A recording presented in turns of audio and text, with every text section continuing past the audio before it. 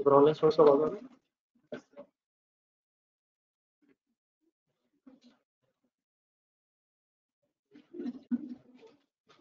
ये online source का sir जी आवाज आ रही है सर। पहले एक नजर वाइस के अगर हम कॉन्सेप्ट कुछ पढ़ रहे थे वहीं से स्टार्ट करते हैं।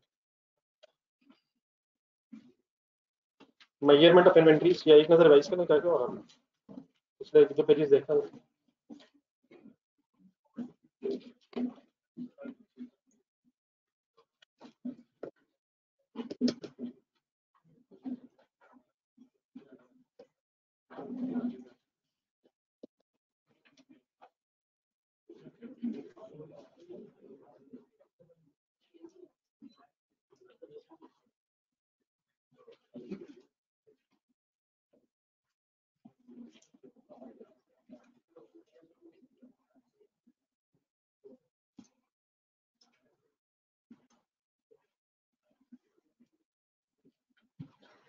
फबीन से कर फबीन से कर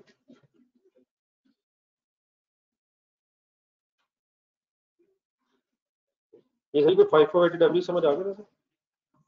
580W मेथड्स किस लिए यूज होते हैं? क्लोजिंग स्टॉक की कॉस्ट फाइंड आउट करने के लिए सर।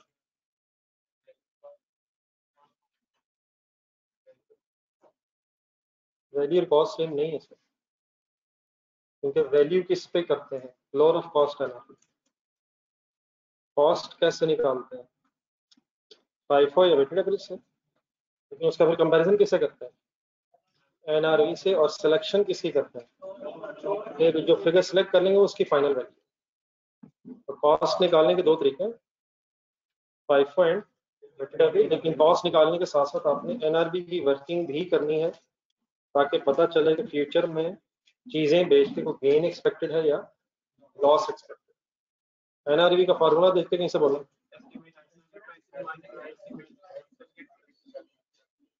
देख के बोले सर जी, देख के बोले, ढूंढ के बोले।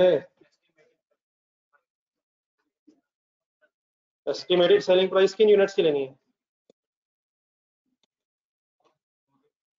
तो क्लोजिंग बच गई। देखिए क्लोजिंग यूनिट्स की कॉस्ट लेनी है और उन्हीं यूनिट्स की फिर एनआरबी लेनी है ताकि पता चले उन्हीं यूनिट्स पे फ्यूचर में गेन है लॉस है। तो एस्टिमेटेड सेलिंग प्राइस जो यूनिट्स इन हैंड है मल्टीप्लाइड बाय जिस प्राइस पे हम फ्यूचर में बेच सकते हैं, तो एस्टिमेटेड सेलिंग प्राइस आ जाएगी फ्यूचर की। और अगर कोई सेलिंग एक्सपेंसेस एक्सपेक्टेड है तो वो माइनस करके फिर जो फिगर आएगी that is called as NRB. हमने एक डाटा सा लिखा था उस पर इकट्ठे हो जाएगा। हमने इस डाटा की बेस पे ये डिसाइड किया था कि हमारे 10,000 यूनिट्स की कॉस्ट क्या है। बताएं कॉस्ट क्या सर? एनआरबी कितनी आई थी? 520 आई। 520 फाइनली एनआरबी। और देयरफॉर हमें फिर नहीं हुआ नहीं, देयरफॉर हमें फिर इस वर्किंग रिजल्ट से पता ही चला कि फ्यूचर में गेन एक्सपेक्टेड है। और फिर हमें याद आना चाहिए प्रूडेंस कॉन्सेप्ट। वो क्या कहता है कि गेन इमीडिएटली रिकॉर्ड नहीं होना चाहिए। नहीं होना चाहिए या होना चाहिए? क्या इमीडिएटली रिकॉर्ड हो जाना चाहिए? क्या रिकॉर्ड हो जाना चाहिए क्या नहीं? लेकिन बात अभी मेरी खत्म नहीं हुई। यहाँ तक जो मैंने डिस्कशन की इसको थोड़ा सा कंप्लीट कर रहा हूँ। हमारा ईयर एंड था 30 जून 2021। तो यही बात भी मैं जरा कंप्लीट कर रहा हूँ। तो आप एक हेडिंग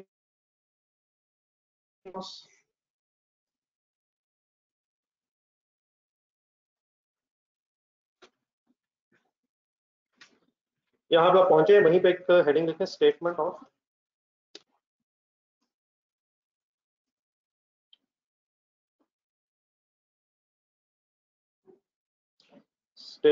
प्रॉफिट और लॉस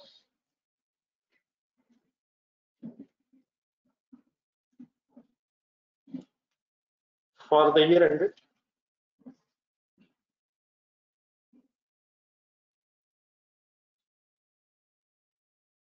30th जून 2021। बस यहाँ तक लिख के हमने रुक जाना और पहले समझने की कोशिश करना।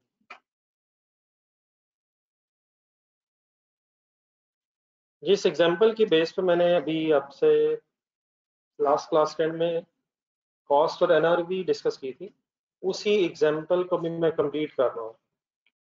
मैंने ईयर एंड वही लिखा है जिस ईयर एंड पे हमारे 10,000 यूनिट्स थे। तो मैं इसी सेम एग्जांपल को अभी कंप्लीट करता हूँ। आप ये बता सकते हैं जिस ईयर एंड पे मैं खड़ा हूँ ये ईयर स्टार्ट कब हुआ होगा? 1 जुलाई 2020। तो मैं बड़ा 1 जुलाई 2020 से लेके 30 जून 2021 की आपके सामने एक स्टेटमेंट बनाने लगा हूँ, स्टेटमेंट ऑफ प्रॉफिट लॉस। आपको ग्रॉस प्रॉफिट की वर्किंग मैंने दिखानी है। तो आपसे रिक्वेस्ट ये है कि आपने लिखने से पहले ध्यान से सुनना। ये स्टेटमेंट स्टार्ट कहाँ से होती है? सेल्स। फिगर्स मैं आपको समझाने के लिए कुछ अज्यूम कर रहा हूँ। फर्स्ट करें, जो हमने 2021 में चीजें बेची उनकी सेल प्राइस से मल्टीप्लाई करके हमें 4 मिलियन का रेवेन्यू सेल्स जनरेट होगा, ये हमारी इनकम होगी। क्या इस 40 मिलियन में इन 10,000 यूनिट्स की सेल भी होगी जिसकी मैंने ऊपर बात की? ये 10,000 यूनिट्स क्या है? तो साल के एंड में बचे हुए। तो मैं इस 40 मिलियन पे कैसे पहुंचा हूंगा? Number of units sold during the year multiplied by sale price. तो जो इस साल बिके होंगे मैं उनकी सेल ले रहा हूँ। Any confusion? देन मुझे ऑब्वियसली इसमें से क्या लेस करना है? Cost of sales.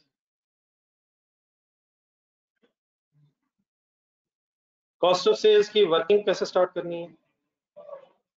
अब यहाँ जो बड़ा मैं ओपनिंग स्टॉक लिख रहा हूँ वो 1 जुलाई 2020 वाले स्टॉक की बात कर रहा हूँ। And once again it is nothing to do with the closing stock of 10,000 units. वो साल के एंड में डिस्कशन होगी।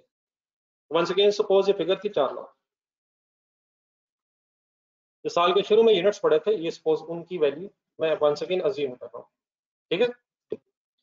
देन आगे क्या होता है? परचेजेस। सपोज परचेजेस वर 25 लाख। जो इस साल हमने चीजें खरीदी उनकी परचेज प्राइस है। देन अब आ गया क्लोजिंग स्टॉक। अब जरा अपना डाटा देखो, जो अभी थोड़ी देर पहले लिखा था, या सॉरी परसों लिखा था पहले।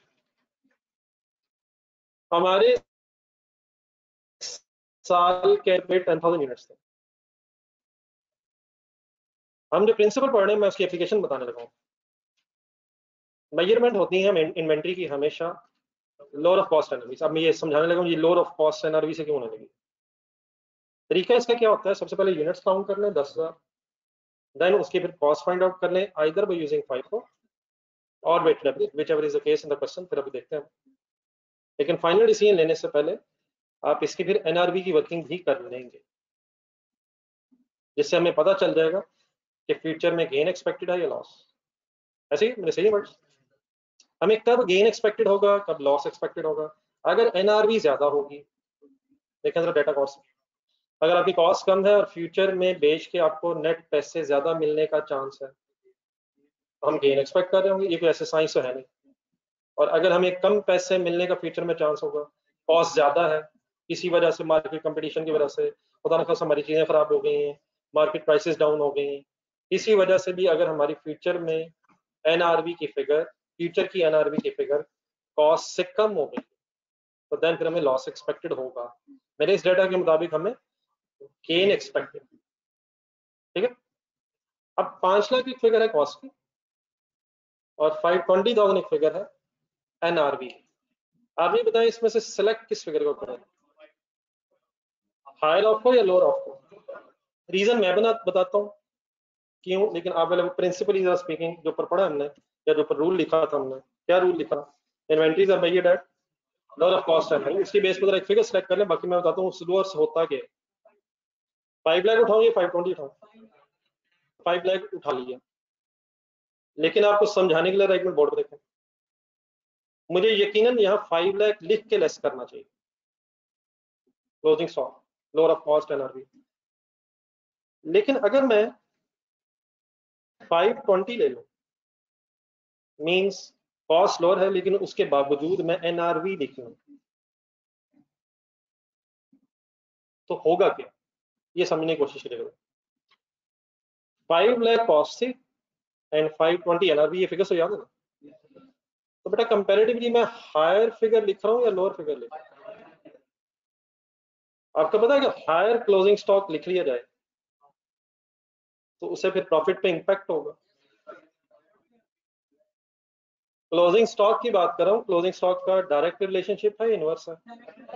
मुझे यकीनन 5 लाख लिखना है, लेकिन अगर मैं गलती से फॉर एग्जांपल 520,000 लिख लूँ तो क्या मैं क्लोजिंग स्टॉक 20,000 अगर लिखूंगा, ज्यादा 20,000 ज्यादा लिखूंगा तो मेरा प्रॉफिट भी 20,000 बढ़ जाएगा। डायरेक्ट रिलेशनशिप है।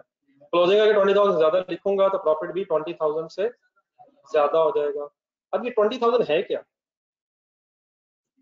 एक मिनट, क्या ये वही एक्सपेक्टेड गेन तो नहीं है जो इन दोनों के दरमियान बनता है? अब मेरे अगले वर्ड जरा ध्यान सुनिएगा। अगर मैंने क्लोजिंग स्टॉक एनआरवी पे लिख लिया, हालांकि कॉस्ट कम है, अगर मैंने क्लोजिंग स्टॉक एनआरवी पे लिख लिया हालांकि कॉस्ट लोअर है, तो क्या वो प्रॉफिट जो फ्यूचर में होना है इमीडिएटली इसी साल रिकॉर्ड हो जाएगा? क्या अगर मैं 5 लाख लिखूं, इससे अगर आप एक वर्किंग कर लें, फिर जरा हमारे सामने आना, जरा यहाँ तक मेरी ब्रैकेट सॉल्व करिए, मेरा बॉक्स सॉल्व करिए। 4,25,29 लाख माइनस 5,20,000 सॉल्व करिएगा, मेरा ख्याल है 2380 बनेगा। सर ये नहीं लिखना सर, गलत हो गया सर। सर सर सर बात तो पूरी होनी है, सॉल्व तो कर ले मेरा भाई। क्या आंसर आता है सर? और सर यही है कि कुछ होगा ना सर इसका आंसर, मतलब यही है क्या? मतलब कॉस्ट ऑफ सेल का आंसर क्या बनता है सर? 2380, ठीक है।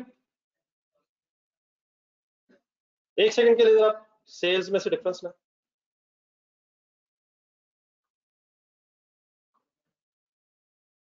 सोलह लाख बनेगा बेटा, कैलकुलेटर अलाउड है यार, प्लीज कैलकुलेटर अलाउड है, यकीन माने। मैं नहीं कैलकुलेटर पे सॉल्व करूंगा चाहे गलत हो जाए, this should not be the mission.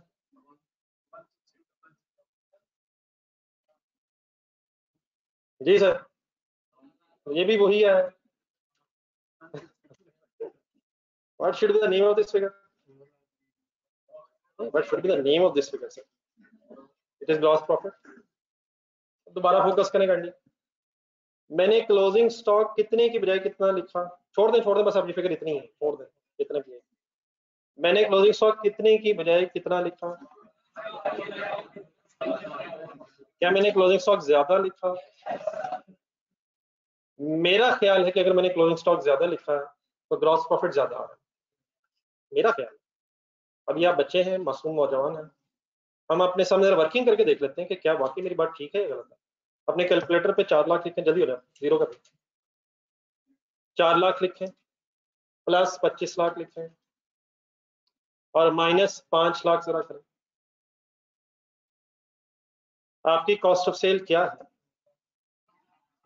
24 lakh पूरा, मेरा ख्याल है 24 लाख पूरा ना करेंगे। 5 लाख अगर आप लिखेंगे विथ मीन्स लोअर लिखेंगे तो आपकी कॉस्ट ऑफ सेल 24 लाख है, और 24 लाख लिखने से 4 लाख 40 लाख में से माइनस करें 16 लाख बनता है। दोबारा मेरे वर्ड्स पे प्लीज गौर कीजिएगा, ठीक है? सॉल्व ना, मैंने हायर अगर फिगर लिखी, कितनी हायर? 20 लाख। अब वो कौन सी हायर फिगर है? फ्यूचर का एक्सपेक्टेड गेन है। अगर वो मैं क्लोजिंग स्टॉक के सामने लिख लूँ 520 मिला के, मीन्स 20 भी ऐड करके 520 लिख लूँ, हालांकि कॉस्ट लोअर है, तो इससे क्या होगा? मेरा ग्रॉस प्रॉफिट इसी साल का उस एक्सपेक्टेड गेन की वजह से बढ़ जाएगा, which is against the prudence concept. Prudence concept क्या कहता है कि अगर गेन एक्सपेक्टेड है तो वेट करें जब तक हो ना जाए। तो इस केस में, अब मेरे अगले वर्ड सुने, इस केस में अगर मैं कॉस्ट पे अपना क्लोजिंग स्टॉक लिख लूंगा तो क्या फ्यूचर का गेन फिर रिकॉर्ड तो नहीं होगा? तो क्या लिख लेने से गेन रिकॉर्ड हो जाएगा? क्या लिख लेने से? अगर मैं क्लोजिंग स्टॉक को एनआरवी पे लिख लूंगा तो एक्सपेक्टेड गेन इमीडिएटली रिकॉर्ड हो जाएगा, which is against the prudence concept. ये मैं लिखवाता हूँ सर जी, मैं बोल रहा हूँ, जो मैं बोल रहा हूँ मैं लिखवाना, अभी मैंने लिखवाना है। पहले जरा अच्छी तरह समझ लें बात क्या हो रही है, फिगर्स देखते हैं। तो क्या इस केस में अगर कॉस्ट लोअर है और लोअर कॉस्ट आप लिख लें तो क्या फिर प्रूडेंस कॉन्सेप्ट सही अप्लाई हो जाएगा, which means gain can immediately record नहीं होगा। तो अगर अब अगला क्वेश्चन आपसे, कॉस्ट लोअर है एनआरवी ज्यादा है, बोलेगा यहाँ पे क्या बोला मैं, कॉस्ट लोअर है एनआरवी ज्यादा है, और आप लोअर पे लिख लें कॉस्ट पे, तो क्या एक्सपेक्टेड गेन फिर इमीडिएटली रिकॉर्ड तो नहीं हो जाएगा, और क्या प्रूडेंस कॉन्सेप्ट की एप्लीकेशन ठीक हो जाएगी। अब मैं जो बोल रहा हूँ मसल सेंटेंसेस, मैं इंशाल्लाह एक इंग्लिश में सेंटेंस लिखवाता हूँ, उसे बात समझ आ जाएगी, पहले आप यहाँ तक नोट कर लो।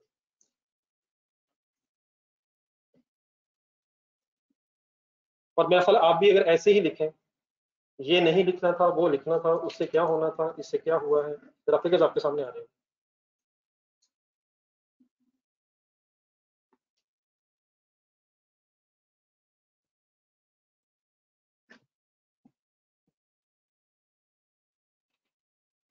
ये बिरमान का थोड़ी देर जरा कुछ अच्छी से ला देंगे।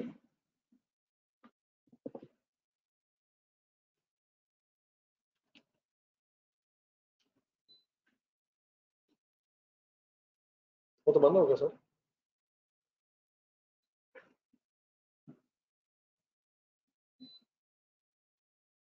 इधर भी से भी इधर उधर थोड़ी देर चला दो, फिर बाद में जरूरत पड़ी तो बंद कर दो। चल रहा टेम्परेचर देख लो, मैंने नहीं रखा।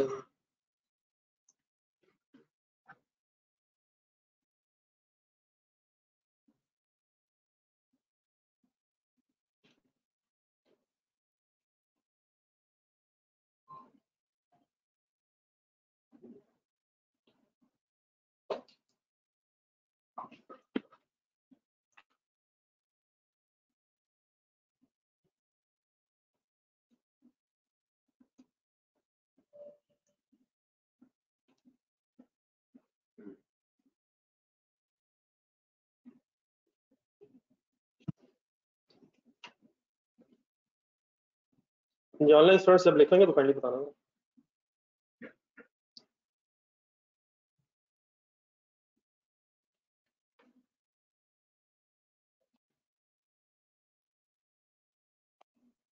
ये आप लोग भी लिख लोगे, लिखना माइंड अपना।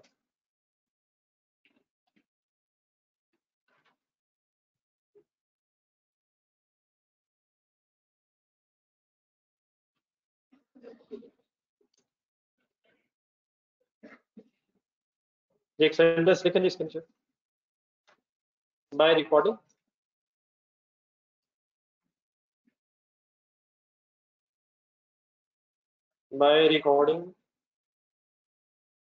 the closing stock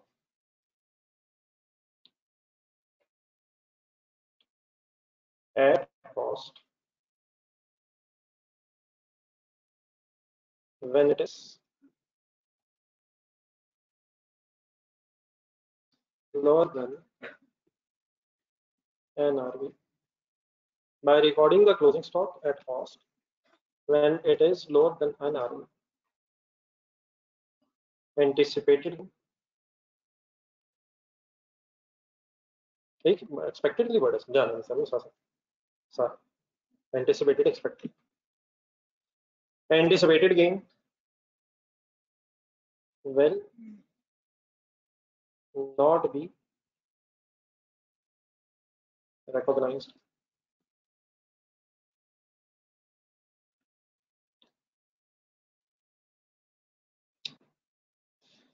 anticipated gain will, ये फाइनली देख लीजिएगा, यही बात है हमारी, और हम ऐसा चाहते क्यों हैं, क्योंकि प्रोडेंस कॉन्सेप्ट की बना खिलाफवर्जी हो जाएगी। तो क्या अगर लोड है किससे, तो उसको लिखने से क्या हो जाएगा। 4-5 सवाल है मेरे इस जुमले में से, क्या लिख लेने से अगर वो किससे लोअर है क्या हो जाएगा, कॉस्ट लिखने से अगर वो एनआरवी से लोअर है तो फिर एंटिसिपेटेड गेन इमीडिएटली रिकॉर्ड नहीं होगा। क्लियर है सर सब कुछ।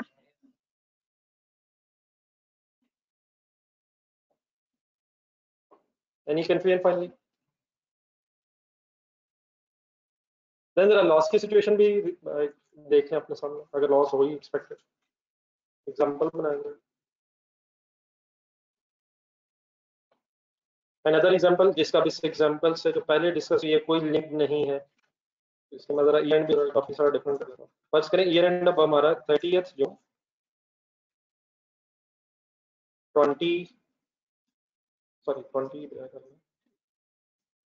2016 चलो, बस ये लाइन लिख कर रखिए, ईयर एंडेड 30th जून 16।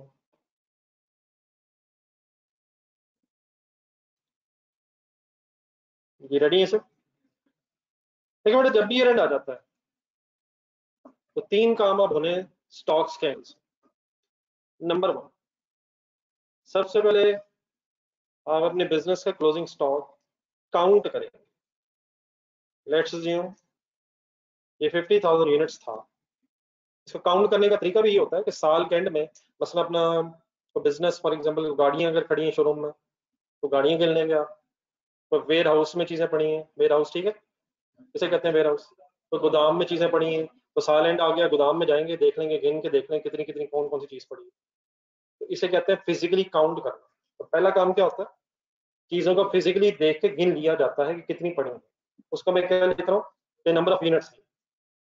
देन वो ये काउंट करने के बाद आप क्या करेंगे, इनकी कॉस्ट फाइंड आउट करेंगे। या कैसे या फाइफो से या वेटेड एवरेज से। अगर ये चीजें मिक्सअप हो गई तो या फाइफो से या वेटेड एवरेज से। तो सपोज आपने, अब मैं कुछ फिगर्स कम कर रहा हूँ, मतलब वर्किंग अब हमें आइडिया है, तो क्वेश्चन करेंगे बाद में।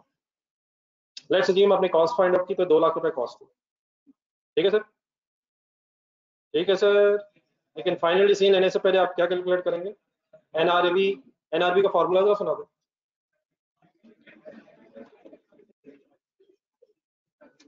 बहुत से हजरात ने मेरे इस क्वेश्चन के बारे में महसूस ये किया है कि ये रेलिवेंट नहीं। एनआरबी का फॉर्मूला सुना दे sir ji. Estimated selling price minus estimated selling expenses. Optional question तो था नहीं। अब मैं उस वर्किंग में नहीं जा रहा, यकीनन अब एनआरबी कैलकुलेट की होगी तो एस्टिमेटेड सेलिंग प्राइस उठाई हमने। इन्हीं 50,000 यूनिट्स ने फ्यूचर में कितने का बिकना है, फिर इन पे बेचने पे कोई खर्चा आना है, वो डेफिनेटली सेलिंग एक्सपेंसेस लेस होने हैं। सपोज वो आपने जब काम कर लिया तो लेट्स अज्यूम ये एनआरबी 1,95,000 कैलकुलेट हो गई। देखिए नॉर्मल सिचुएशन तो यही होगी कि आपके यूनिट्स, आप देखें बिजनेस कर रहे हैं, चीजें खरीद के बेच रहे हैं, तो खरीद के बेचने पे अक्सर नॉर्मल सिचुएशन में प्रॉफिट ही एक्सपेक्टेड होता है। लेकिन मार्केट में कंपटीशन होने की वजह से समटाइम्स हो सकता है आपकी चीजें पुरानी हो गई हैं, आउटडेट हो गई हैं, डैमेज हो गई हैं, जिसकी वजह से फ्यूचर में सेलिंग प्राइस कम होने की वजह से लॉस का खदशा भी हो सकता है। तो अब ये वाला बिजनेस, वो पिछला बिजनेस आपने अपना समझा था, ये वाला मेरा समझ लें। बताएं मुझे कैसा लगना चाहिए? नहीं, मुझे तो यकीनन अच्छा ही लगना चाहिए, लेकिन वो रब का शुक्र है, अगर ये 195 भी ना मिलता मैं क्या कर लेता। लेकिन फिर भी क्या मेरे को गेन एक्सपेक्टेड है, लॉस एक्सपेक्टेड है सर? कैसे पता चला आपको? 2 लाख रुपया खर्चा है और नेट ऑफ 195 मिलना है। ये 5,000 क्या कहलाएगा, एंटीसिपेटेड गेन। अभी भी चीजें बेची नहीं है, एक वर्किंग की गई है और चेक किया गया है कि क्या गेन एक्सपेक्टेड है या लॉस। इस केस में क्या महसूस हो रहा है कि लॉस एक्सपेक्टेड है। एनआरवी अगर कॉस्ट से ज्यादा है तो वी आर एक्सपेक्टिंग गेन, और अगर एनआरवी कॉस्ट से कम है तो we are expecting a loss of 5,000 in future. लिखें यहाँ।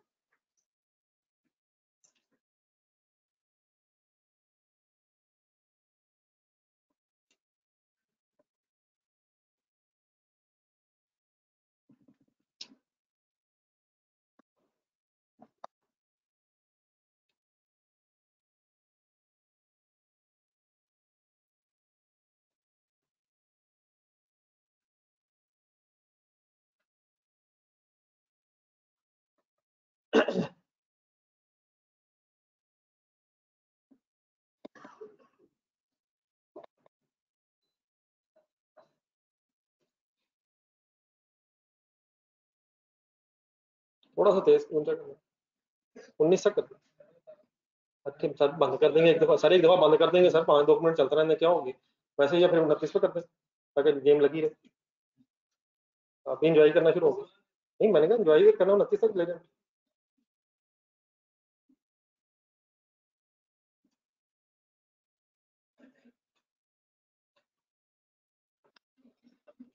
जी सर जी।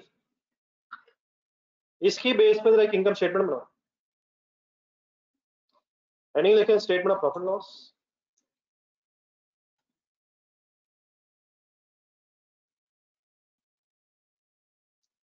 For the year ended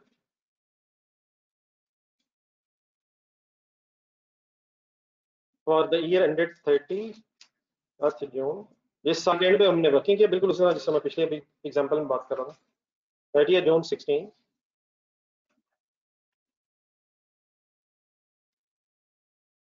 starting point इस साल का होगा 1 जुलाई 15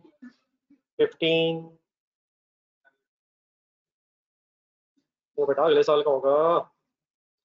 तो 30 जून 16 पे एंड हुआ है साल, वो कब शुरू हुआ होगा सर? दोबारा पहले सिर्फ देखें।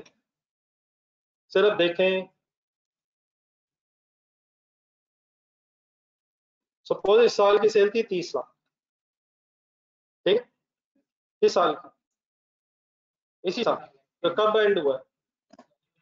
जो यूनिट्स बिके उनकी सेल प्राइस से मल्टीप्लाई कर। कॉस्ट ऑफ सेल्स में जो ओपनिंग स्टॉक में लिख रहा हूं, ये मैं किस दिन के स्टॉक की बात कर रहा हूँ? 1 जुलाई 2015। एक ही बात बार बार पूछी जा रहा हूँ, पता नहीं क्यों, ऐसे ही मतलब। प्लस इसमें होना है परचेजेस में, सपोज 26 लाख। अब आए दोबारा, बस वही बात जो मैंने लिखी है, लॉस रिकॉर्ड होना नहीं होना वो समझना। जी सर, अब आपका जहन क्या कहता है कि कॉस्ट अगर 2 लाख है और एनआरवी 195 है, तो मेरा स्टॉक अब किस पे मुहैया होना चाहिए? लोअर ऑफ कॉस्ट एनआरवी का प्रिंसिपल अगर अप्लाई करें तो अब लोअर एनआरवी बनती है, तो अब एनआरवी पे रिकॉर्ड होना चाहिए। लेकिन मैं समझाने के लिए फिर वही कर रहा हूँ जो मैंने पहले किया। क्या आनी एनआरवी चाहिए?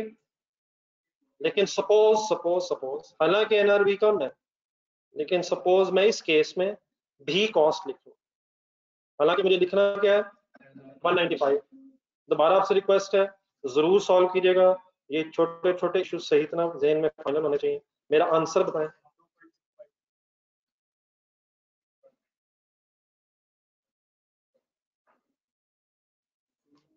2650,000।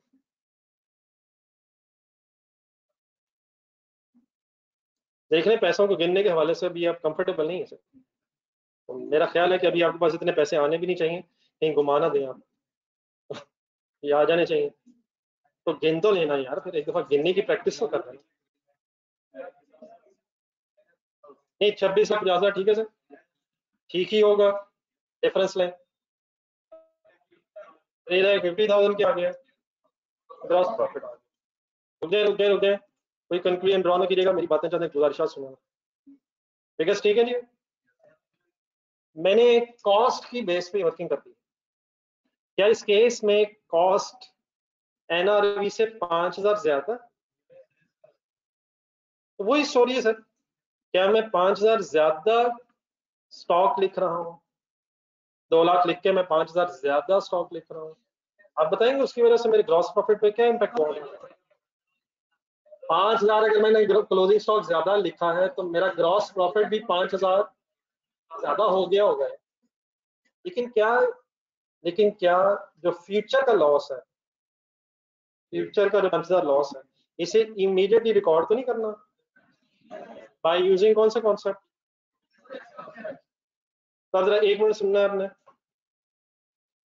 अब जरा एक रिवाइज वर्किंग करें सही फिगर की बेस पे, मींस 195,000 की बेस पे, प्लीज सॉल्व कीजिएगा।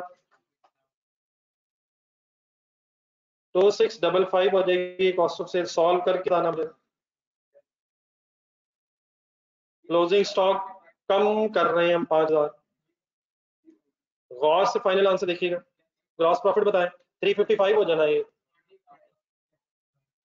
355 हो रहा है, 345 हो रहा है। कितने से क्या कम करने से क्या कितने से कम हो गया? क्लोजिंग स्टॉक 5,000 रुपए से कम करने से ग्रॉस प्रॉफिट ऑलरेडी और ऑटोमेटिकली, सॉरी, 5,000 कम हो गया। क्या मैं ये कह सकता हूँ, स्टोरी में सुने मेरे लास्ट वर्ड्स, क्या इस सिचुएशन में मैं ये कह सकता हूँ कि अगर एनआरवी कम है तो क्लोजिंग स्टॉक को एनआरवी पे लिखने से, सर जी मैं इधर, मेरी आवाज यहाँ से आ रही है, कहाँ ढूंढ रहे हैं मुझे, पूरी क्लास छान मारी, मैं तो यहाँ का बोला क्या हो गया, सारी स्टोरी बड़ा कर दी, मैं बंदा पता नहीं क्या मुझे ढूंढ रहा है। मिल गया सर, नहीं वो पीछे भाई है, पीछे पीछे तक मुड़ गया। क्लोजिंग स्टॉक को लोअर एनआरवी पे लिखने से क्या ग्रॉस प्रॉफिट 5000 रुपीज कम हो गए? क्या वो लॉस जो फ्यूचर में होना था एनआरबी पे लिखने से, अगर वो लोअर हो, इमीडिएटली रिकॉर्ड हो जाता है? देखिए इस केस में अगर मैं 2 लाख पे लिखता तो हमारा ग्रॉस प्रॉफिट 3,50,000 होना था, लेकिन इस केस में अगर लॉस एक्सपेक्टेड है तो फिर कॉस्ट पे नहीं लिखना, एनआरवी पे लिखना है, जिसके लिखने से ऑटोमेटिकली क्या होगा, जितना फ्यूचर का लॉस बनता होगा वो इमीडिएटली रिकॉर्ड हो जाएगा, which is according to the concept of the prudence. तो प्लीज एक दफा इससे पहले कि आप लिखें प्लीज सही रिवाइज कर लें। अगर कॉस्ट लोअर हो, एनआरवी से कॉस्ट लोअर हो, तो कॉस्ट को लिखने से एंटिसिपेटेड गेन रिकॉर्ड नहीं होता, और अगर एनआरवी लोअर हो तो एनआरवी को लिखने से एंटिसिपेटेड लॉस इमीडिएटली रिकॉर्ड हो जाता है। और ये हम क्यों कर रहे हैं ऐसा? We have to apply the prudence principle. अब बात ठीक है यहाँ पे, पहले आप नोट कर लें, फिर मैं उसी तरह से जिस तरह पहले सेंटेंस लिखवाया था बस लिखवाता हूँ।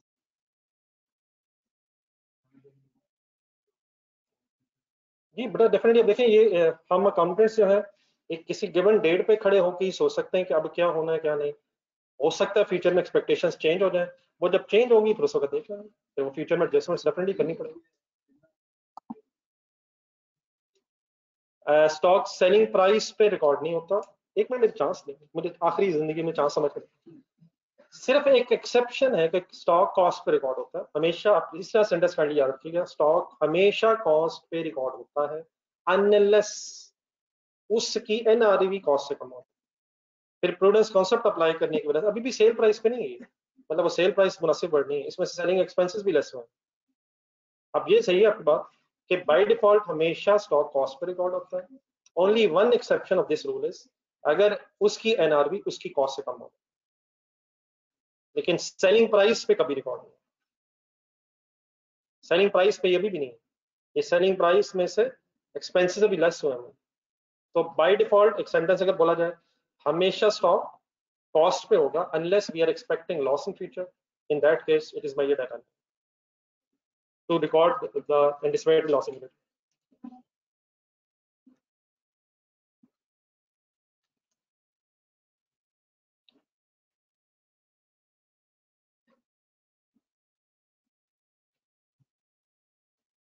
निकालने ऑनलाइन स्टूडेंट्स ने जरा मुझे लिख के बताना। ये आप हजरात ने बुक्स लेनी हुई, तो हजरात मेरे सामने बैठे हैं, तो मेरे अलावा बुकलेस मैंने तो परसों कहाँ से लेके जाइएगा, कुछ कर लेते हैं।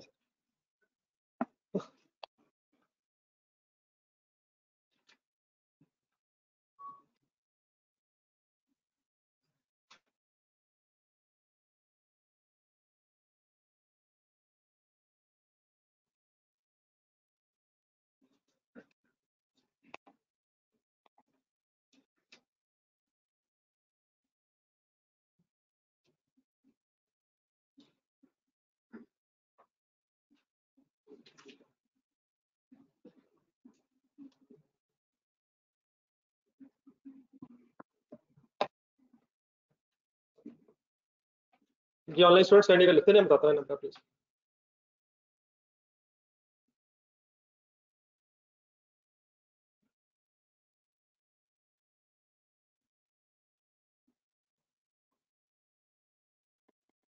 जी बेटा आप लोगों को मैसेज एक आया होगा अपना एड्रेस सेंड करने के लिए, तो आप ऑनलाइन स्टूडेंट से रिक्वेस्ट है अपना जो भी एड्रेस है जहाँ पे आपने बुक्स मंगवानी है वो मेरा ख्याल आप लोगों से नंबर शेयर हो गया होगा, दिन हो गया होगा बुक्स के सेंडिंग का। हाँ तो ये आप लोगों के साथ वो कुछ मेरा ख्याल फॉर्म शायद शेयर हुआ है, तो उसमें आपने अपना एड्रेस जिस पे आपको बुक्स मंगवानी है वो सेंड करना है। तो जिस पे आपने पहले बुक के लिए सेंड किया है अपनी पुरानी बुक के लिए, उसी के लिए फिर कॉस्ट बिल भी करना पड़ेगा। बहरहाल 2-3 दिन में शायद मिल जानी चाहिए, सैटरडे को शायद डिस्पैच हुई है। बहरहाल अभी अभी हमें बुक की इतनी भी क्वेश्चन जरूरत नहीं है, तो इंशाल्लाह मिल जाएंगी। ये सर जी नोटिस है, एक सेंटेंस लेके बात खत्म करें इसमें। By recording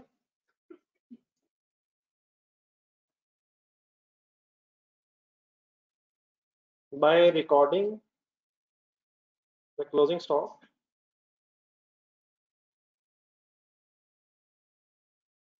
by recording the closing stock at NRV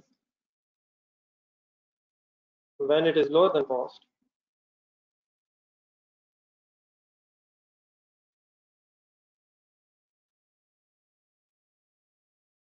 by recording the closing stock at NRV when it is lower than cost, anticipated loss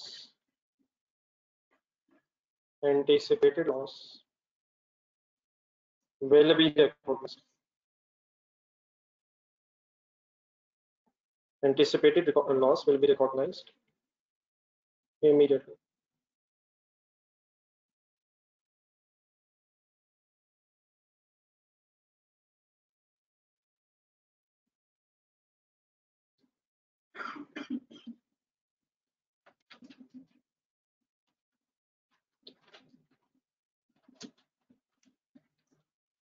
जी सर जी, फाइनली सब कुछ क्लियर है सर।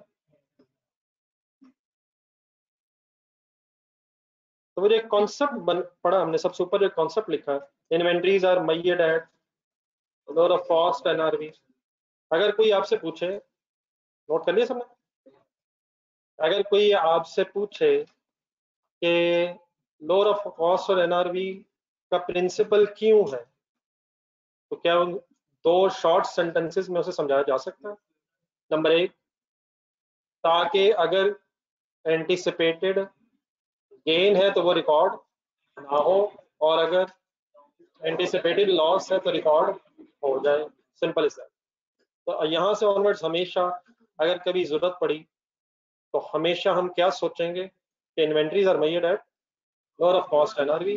हाँ, अगर सपोज किसी क्वेश्चन में हमें एनआरवी की इंफॉर्मेशन ही नहीं है, अगर किसी क्वेश्चन में हमें एनआरवी की इंफॉर्मेशन ही नहीं है, तो फिर हम मजबूरन क्या करेंगे, कॉस्ट पे लिख लेंगे। लेकिन अगर कॉस्ट और एनआरवी दोनों अवेलेबल हो तो फिर हम लोअर सेलेक्ट करेंगे और उसकी बेस पे वर्क। ठीक है जी। अब एक क्वेश्चन इंशाल्लाह करते हैं। तो आप लोग इस तरह करें, जिनके मुझे बता देंगे जिनके पास बुक नहीं, मैं फिर पेज दे देता हूँ। अब्दुल से बता है। अच्छा, या अल्लाह तेरा शुक्र। एक पेज आपके सामने भी आएगा, मुझे भी जरा खोल के सुना हो गया ना। तो जरा 2-3 दिन बस बेटा, इंशाल्लाह ऑनलाइन स्टूडेंट्स को भी बुक्स मिल जाएंगी, तो आपके साथ भी एक पेज अभी शेयर हो जाएगा।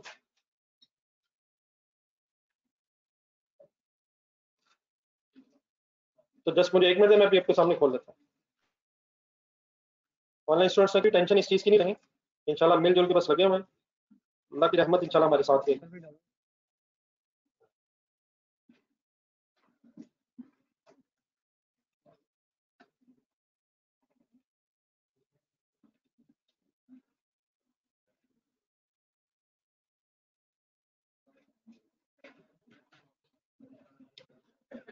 जिनके पास बुक है मुझे बताइए, मैं तो पेज नंबर बताऊँ।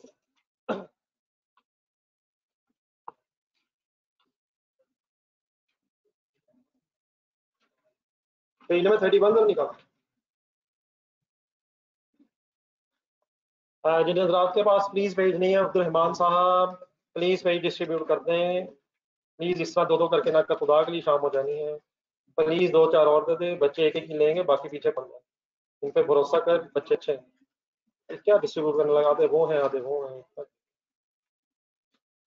तो 2-4 और दे दे, प्लीज दे दे, 2-3 उनको दे दे, दरम्यान में दे दे। अगर बुक है बेटा, पेज नंबर क्या बताया 31, पेज नंबर 31 ये मेरा बुक है। क्वेश्चन नंबर 1 पढ़ना शुरू करें। ये बेटा जरा पेजेस अगर लेके पीछे दे दे, जिनके पास अगर एक्स्ट्रा है तो कल लेके पीछे देते रहिए।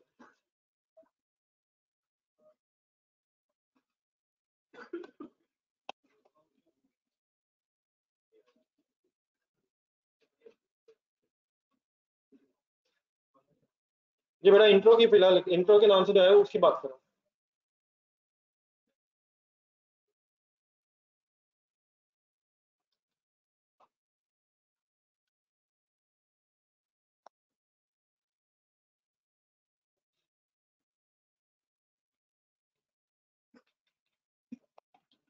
सफ़े नहीं गिनने, ना पिछले ना अगले। सवाल नंबर 1 पढ़ना शुरू करें। सबके पास आगे पेजेस? बस 1 मिनट आप जरा क्वेश्चन पढ़ें, मैं अभी आपके सामने खोलूंगा। Just 1 minute.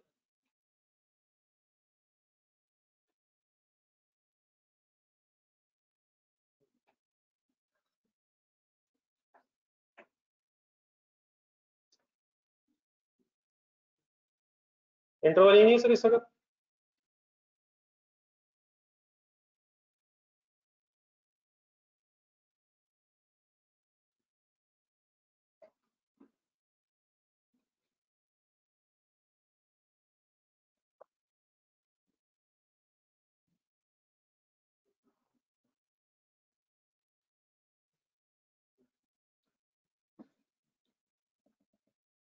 जी सॉरी बेटा, पेज नंबर बताना जरा मैं भूल गया। पेज नंबर 31 है।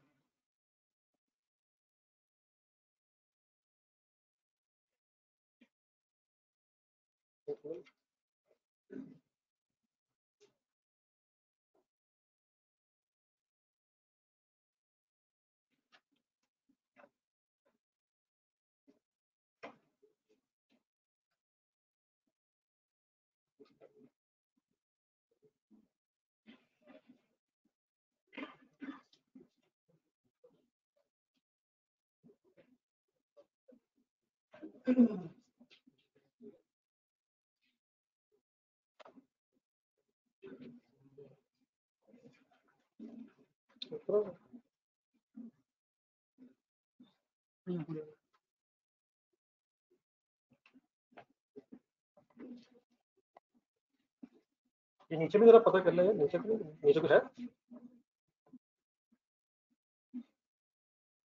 नीचे हो गया पेज डिस्ट्रीब्यूट जिनके पास नहीं? ये सर क्वेश्चन नंबर 1 सर।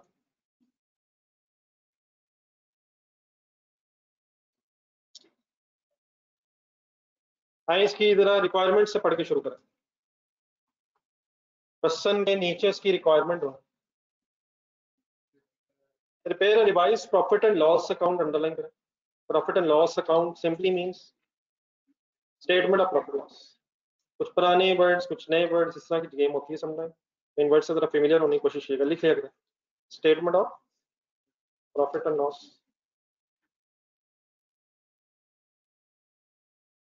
तो prepare revised based on FIFO for valuation of closing inventory at cost or net realizable value, whichever is lower.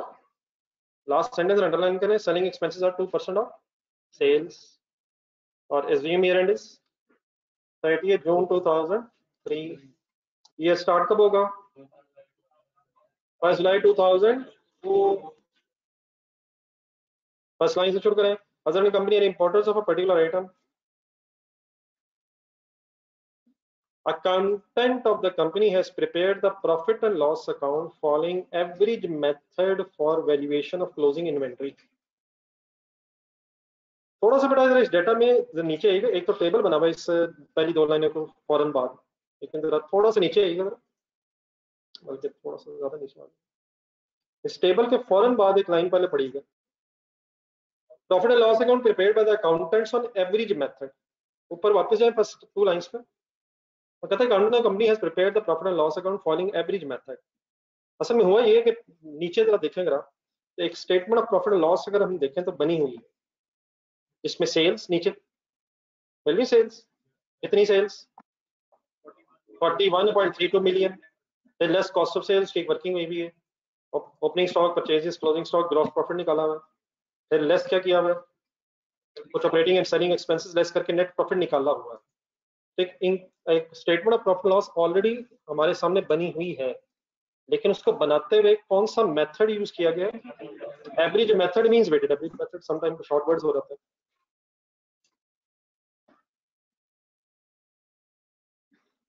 Weighted average method. हमसे अब क्या रिक्वायर्ड है? अब जरा दोबारा पहले रिक्वायरमेंट जरा सही फाइनल करें। हमसे ये रिक्वायर्ड है कि कॉस्ट हम FIFO से निकालें और फिर उसका कंपैरिजन भी करें नेट रियलाइजेबल वैल्यू से, और लोअर सेलेक्ट करके revised statement of profit loss बनाएं। तो वो सब कुछ इंशाल्लाह हम बना लेते हैं। आप जरा अपना पिछला नॉलेज जो पिछले 1-2 दिनों में आपको इन्वेंट्रीज का मिला है, उसको ज़हन में रख के जरा ये स्टेटमेंट पढ़ें। क्या हमें ये पता है कि हमारी इस रिवाइज वर्किंग से स्टेटमेंट में चेंज कहाँ होना है? सेल बदल जाएगी? सेल बदल नहीं जाएगी। ओपनिंग स्टॉक, परचेजेस, सिर्फ ये, हाँ क्लोजिंग स्टॉक बदलने से कॉस्ट ऑफ सेल्स चेंज होगी, ग्रॉस प्रॉफिट बदलेगा। एक और हिम्मत थोड़ी सी करें नीचे, ऑपरेटिंग एक्सपेंसेस भी बदल जाएंगे। नहीं सर जी, नहीं, ऑलरेडी कैलकुलेट हुए हैं। Operating and selling expenses already calculate हुए हैं। क्या क्लोजिंग स्टॉक की मेजरमेंट करते करते ऑपरेटिंग एंड सेलिंग एक्सपेंसेस भी बदल जाएंगे? सिर्फ क्लोजिंग स्टॉक बदलेगा। सर ये FIFO वेटेड एवरेज NRV किसके लिए सिर्फ है? हाँ क्लोजिंग स्टॉक बदलने से कॉस्ट ऑफ सेल बदलेगी, उसके बदलने से ग्रॉस प्रॉफिट की अमाउंट बदल जाएगी, ऑपरेटिंग एक्सपेंसेस का सम सेम रहेगा, हाँ नेट प्रॉफिट बदल जाएगा अगर ग्रॉस प्रॉफिट चेंज हुआ। Operating expenses and selling expenses already given है, इनमें चेंज नहीं। हाँ आपके जेहन में जो चीज आ रही है वो लास्ट लाइन आ रही है, वो लास्ट लाइन भी सभी हम यूज करेंगे फ्यूचर के सेलिंग एक्सपेंसेस के लिए अगर एनआरबी की वर्किंग करनी है। ये जो 15 समथिंग फिगर है 1525000 1525900 सॉरी, ये क्या होगा जरा स्टेटमेंट देकर बताएंगे, इस साल के अगले साल के? वो तो एनआरबी की वर्किंग करते हुए सर हमने एक एस्टिमेट ये करना होता है कि फ्यूचर में सेलिंग एक्सपेंसेस क्या एक्सपेक्टेड है, लेकिन फ्यूचर के सेलिंग एक्सपेंसेस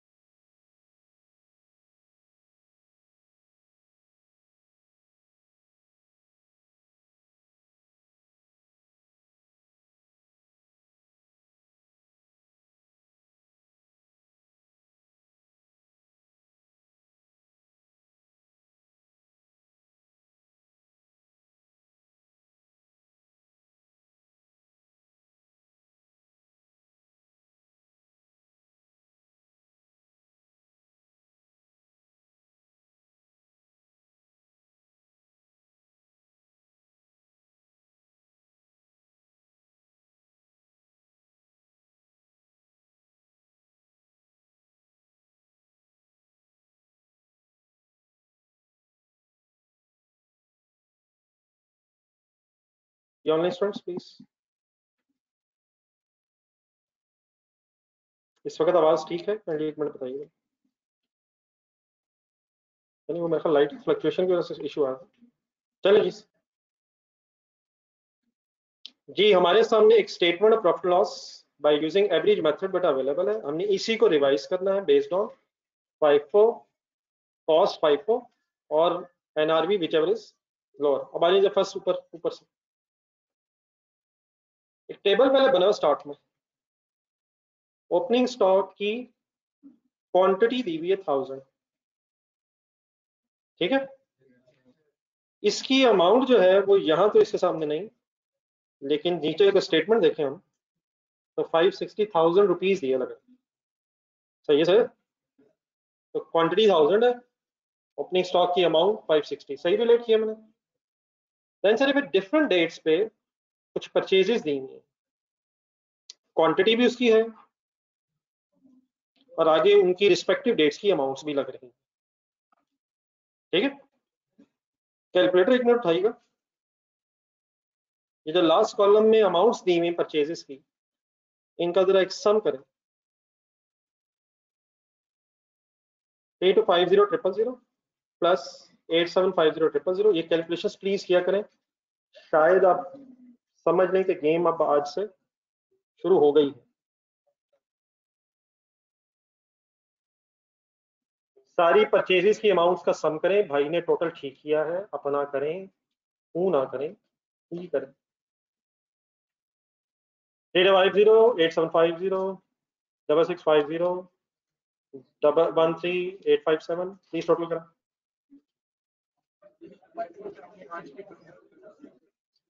50786, इनका जो बेटा सम बनता है वही नीचे एज इट इज परचेजेस के सामने भी आ रहा है। तो जो परचेजेस ऊपर दी हुई है उनकी total figure statement of profit and loss में लिखी हुई है। ठीक है जी, सही है सब? चलिए टोटल वापिस आ जाए टेबल में, ऊपर टेबल। देन जब परचेजेस का डाटा खत्म हुआ यहाँ से यहाँ तक, तो नेक्स्ट फिर सेल्स की क्वांटिटी आ गई। ऐसे ही है। अब अगर सेल क्वांटिटी ये है 57,000 और statement of profit and loss में सेल ये है, तो क्या अगर जरूरत पड़े तो पर यूनिट सेल प्राइस आ सकती है? What is 57,000? Quantity sold. What is 41325000? Sale rupees. Sale rupees, ये सेल रुपीज बने कैसे होंगे? Number of unit sold multiplied by sale price per unit. तो क्या अगर जरूरत पड़े तो पर यूनिट सेलिंग प्राइस आ सकती है? सॉल्व करने भाई ने बोली है, आप भी सॉल्व करके देखो। 41325000 कैलकुलेटर पे लिखें, डिवाइडेड बाय बोले sales divide by number of units sold is equal to 725 something. क्या आ रहा है? क्या आ रहा है सर? सेल, ओ सर ये तो आ गया 725। ये गरीब का नाम क्या है?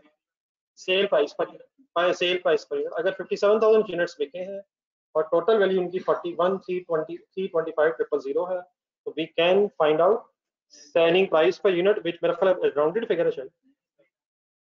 नहीं 725 पूरा है, नहीं 725 पूरा ही है, पॉइंट्स में तो नहीं। बता फिगर तो सही सॉल्व करें, मुझे पॉइंट्स में आंसर भेजा जा रहा है 72.54। ये क्या हो रहा है? जी डी वापस ऊपर टेबल में चले जाए। देन क्लोजिंग स्टॉक के यूनिट्स हैं 16,800 और इन यूनिट्स की फिर एक वेटेड एवरेज की बेस पे अमाउंट ऑलरेडी कैलकुलेट हुई है इस डेटा के मुताबिक 11688520। ये जो मैं फिगर्स को प्लीज एक दूसरे के साथ लिंक अप कर रहा हूँ, किसी को समझ आ रहा है? How many units of closing stock? 16,800 और उनकी वैल्यू कितनी गिवन है? 11.688250 मिलियन और 21 मेथड से स्टोरी बनी हुई है।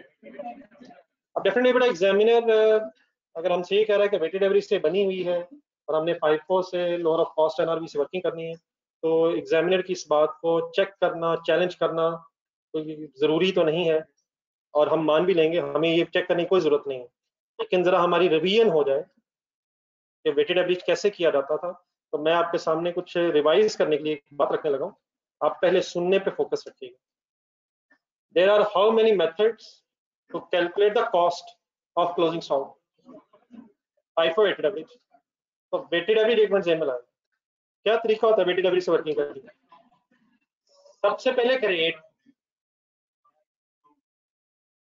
सबसे पहले एक रेट निकाला और रेट जब आ जाता है तो number of units of closing stock से मल्टीप्लाई करके कॉस्ट आता है। पहले तो ये रिकॉल करना, starting point is rate per unit और rate per unit is then multiplied with closing stock units to get the amount of closing stock. ठीक है, अब रेट का एक फॉर्मूला होता है, फिगर बोले तो फॉर्मूला बोलो।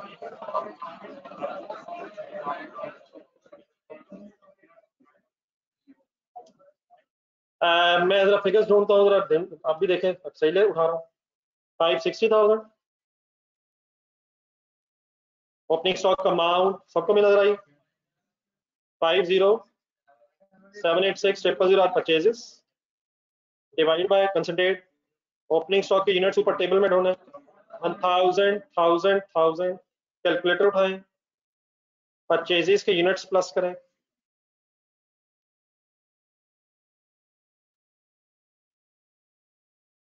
सॉल्व किया करें सजी। ये भी हो सकता है सर, जाने दो।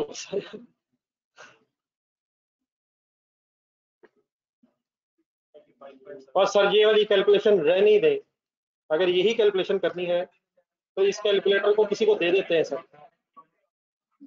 अगर ये मुश्किल कैलकुलेशन भी हम नहीं कर पा रहे तो सर फिर रहने ही दें।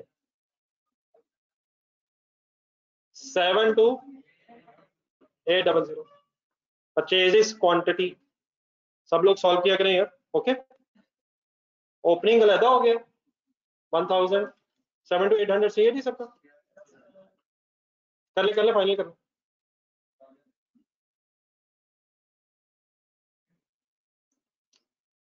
ये आप रेट की वर्किंग करें, रेट की वर्किंग करें, आप बाद में लिखिएगा, अगर लिखना भी होगा काइंडली बाद में, मत जल्दी किया करें लिखने से। देखा लिखा स्टोरी बन जाती है, देख के लिख लिया फिर देख के लिख लिया, वो कहानी खत्म हो जाती वैसे। इस रेट को सॉल्व करें, ठीक है, जो भी आ रहा है आ गया आपके पास। ओपनिंग प्लस करके डिवाइड कर दें, ओपनिंग प्लस करके एक रेट निकालना है। ये रेट आया क्या, इसका नाम क्या है? नहीं नाम नाम, it is weighted average rate per unit. अगला स्टेप बताएं करना क्या है, इसको मल्टीप्लाइड बाय क्वांटिटी बोले, क्वांटिटी 16,000 कर दें, मल्टीप्लाई करें 16,000।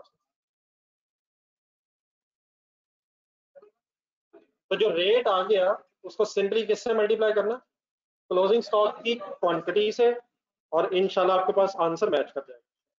अब आपके पास स्पेस बड़ा अवेलेबल है, बुक के पेज के स्टार्ट में भी देगा, यहीं कहीं लिखेगा, बुक पे ही लिखें बेस्ट रहेगा, जहाँ ये मैंने वर्किंग जैसे लिखी है। क्वेश्चन के नीचे जगह देखने अगर है, ऊपर देखने जगह है, इर्द गिर्द ही लिखिएगा, जब भी कभी रिवाइज करें तो एक दफा दोबारा याद आ जाना चाहिए। तो जो भी रेट आएगा finally multiplied by 16,800 is equal to 11,688,520. So this is the amount of closing stock based on weighted average method.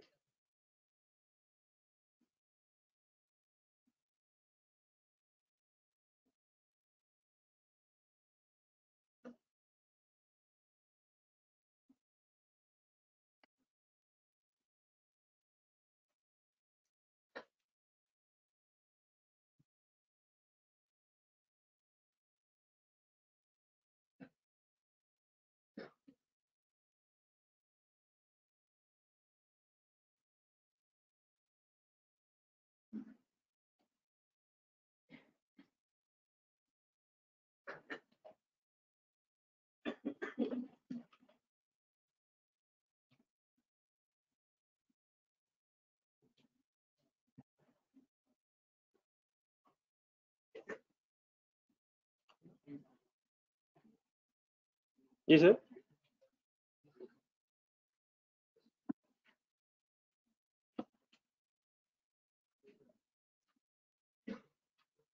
ये कोई कंफ्यूजन सर?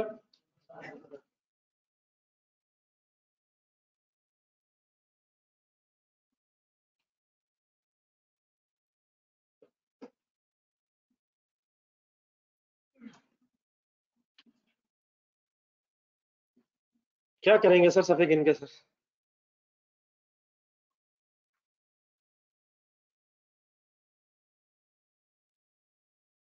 जहाँ इतनी अकाउंटिंग हमने पढ़ ली वहां थोड़ी सी और,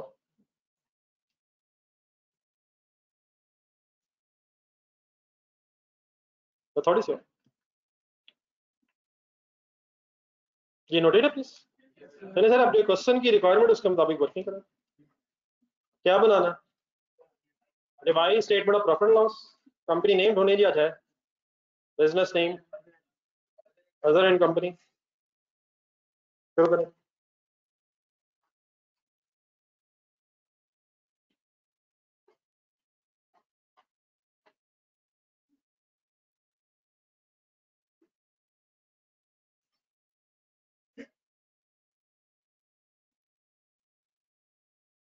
और एंड में ईयर एंड दिया, एंड में of the year ended 30th June 2003।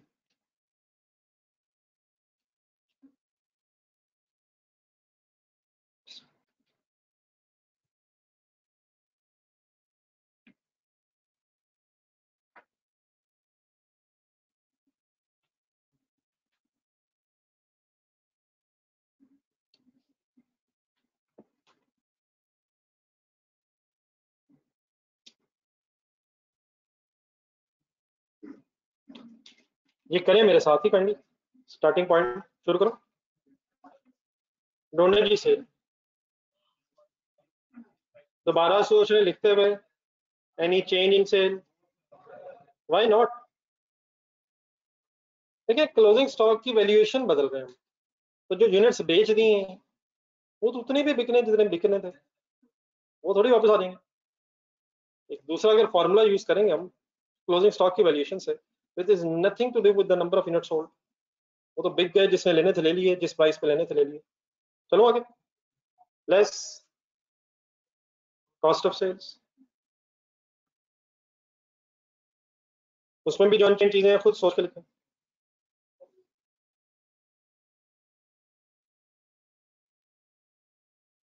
Opening stock 5,60,000,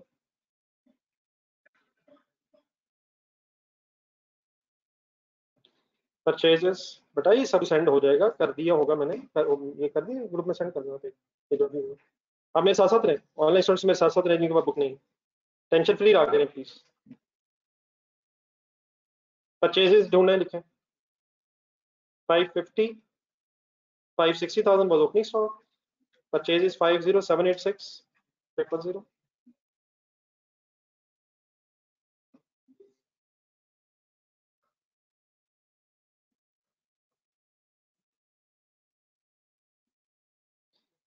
ji closing stock B unchange रहेगा, चेंज हो जाएगा सर। एक W1 लिखें, वर्किंग वन, इसी की तो स्टोरी है sir.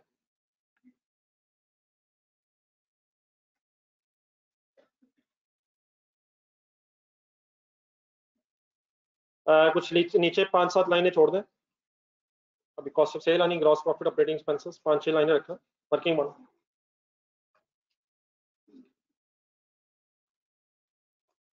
Valuation of closing stock,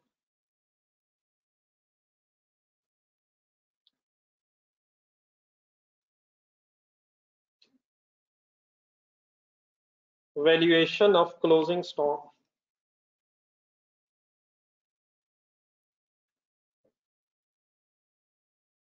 अब मैं कोशिश करूंगा कि ये जो पिछले दिनों से बातें चल रही हैं वो सारी सही रिवाइज हो जाए। मींस 5 अब वेटेड एवरेज होपफुली हमने कुछ रिवाइज कर ली है।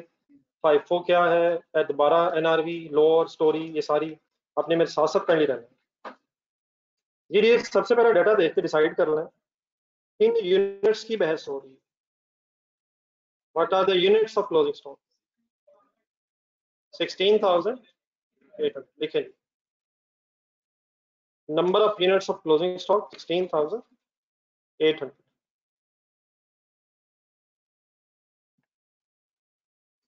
ओके, देन अब हम इसका कंपैरिजन करेंगे बिटवीन कॉस्ट एंड एनआरवी। लेकिन कॉस्ट कैलकुलेट करते हुए अब हमें यूज करना है 5 फर्स्ट इन फर्स्ट आउट। लिखें,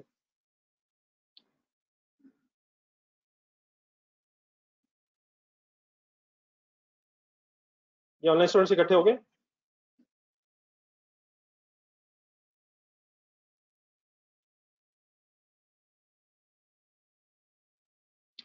ये first in first out formula revise करें। रिवाइज इन सेंस मतलब ठीक नहीं, मैं रिवाइज करें मैं मतलब बताता हूँ। रिवाइज इन सेंस कि ये स्टोरी थी क्या, पर छोड़े पिछले पेजेस पे अब ना जाए मेरा, वैसे अपने जेहन में ढूंढते हैं कुछ चीज। मैं भी आइडिया देता हूँ, आप भी सोचें, मिलजुल के कुछ डिसाइड करते हैं। फर्स्ट इन फर्स्ट आउट ये है कि items purchase first are assumed to be sold first. Purchase first, sold first. इसके मैंने दो वेज आपसे डिस्कस किए थे कि फाइफो की बेस पे क्लोजिंग स्टॉक के यूनिट्स कहाँ से बचे, इसको कैलकुलेट करने के दो तरीके हैं। हम दोनों रिवाइज करेंगे और फाइनली फिर आज ये डिसाइड कर लेंगे कि कौन सा इजीएस्ट है, उस तरह भी पहुंच जाएंगे पहले। लेकिन पहले लॉजिकली क्लियर करें। मैंने आपको ये कहा था बस करें सर, बस कर दें सर, यकीन माने बस कर दें, यकीन माने, सुनकर तो देखें। मैंने भी वही कहना पाई, यकीन माने, सुनकर तो देखें। स्टार्टिंग पॉइंट दो तरीकों में से नंबर एक ये है कि आप नंबर ऑफ यूनिट सोल्ड से गेम आगे बढ़ा लें। ये इन हो चुके हैं यूनिट से आउट हो चुके हैं, 57,000 यूनिट्स आउट हुए।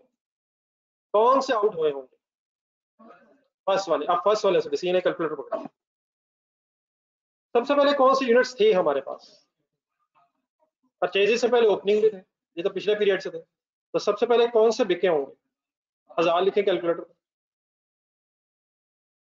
देन फिर अब तरतीब से डेट वाइज हमें डाटा गिवन है। क्या अगले 5 भी बिक गए होंगे? टोटल कितने होंगे? 6000 बनाने टोटल कितने हैं? टोटल करने कितने हमने 57 पूरे करने हैं, ठीक है। 14 भी गए, टोटल कितना हो गए 20,000 हो गए। 9,500 भी बिक गए होंगे, टोटल हो गए 29,500। हिम्मत जारी रखिएगा। 18,600 बिक गए होंगे, यहाँ तक टोटल कर देंगे, टोटल कर दें, टोटल कर दें। 18,600 तक का टोटल ओपनिंग मिला के 48,100 यूनिट्स यहाँ तक हो गए। क्या कुछ और भी बिके हैं? कितने और बिके हैं? अब पहले हमें एक और वर्किंग करनी पड़नी है, क्योंकि नेक्स्ट परचेज 15,600 यूनिट्स की है। आपके पास क्या आंसर आ चुका है 48,100, ये तो बिक गए हैं, लेकिन फर्दर और कितने बिके हैं कैसे पता चल जाएगा?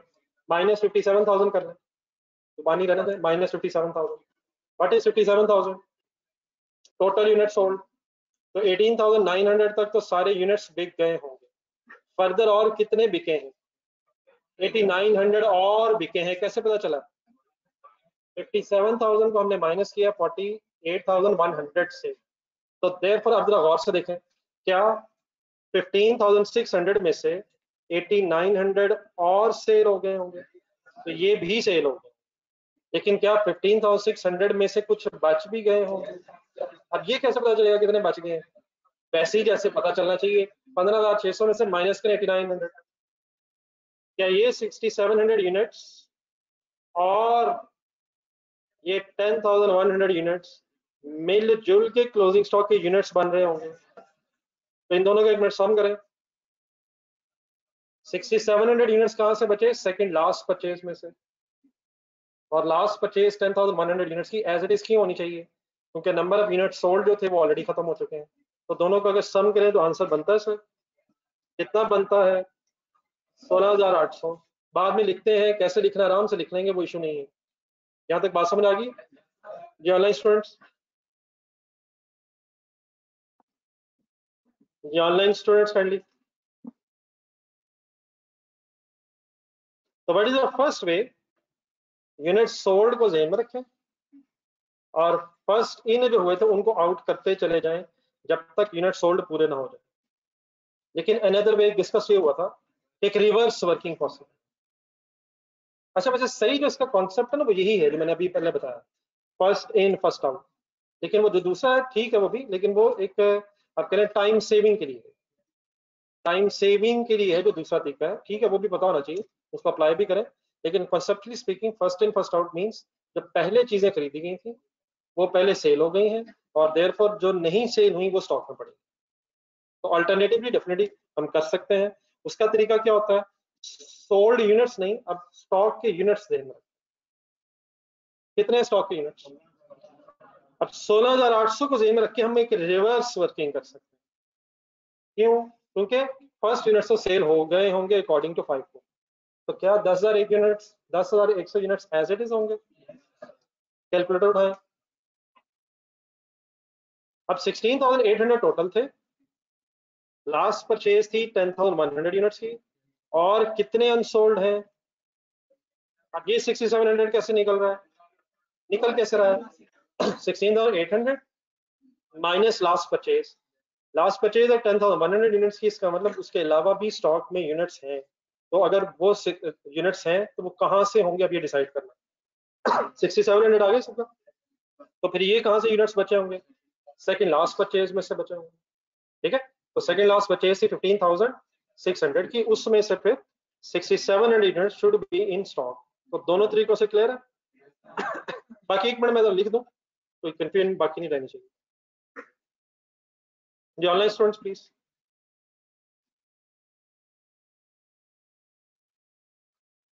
जी सर, अब इसको फिनिशिंग टच काइंडली इस तरह दे रहा, एक मिनट बोर्ड को देखें।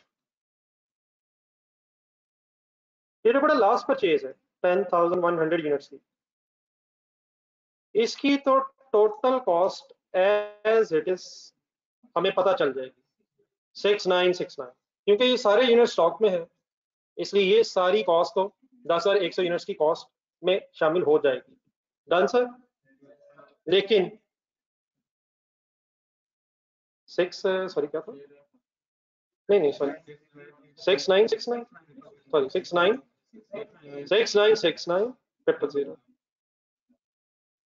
देन उसके बाद ये जो 6700 यूनिट्स बचे हैं सेकंड लास्ट परचेज से, अब इसकी हमें कॉस्ट फाइंड आउट करनी पड़नी है।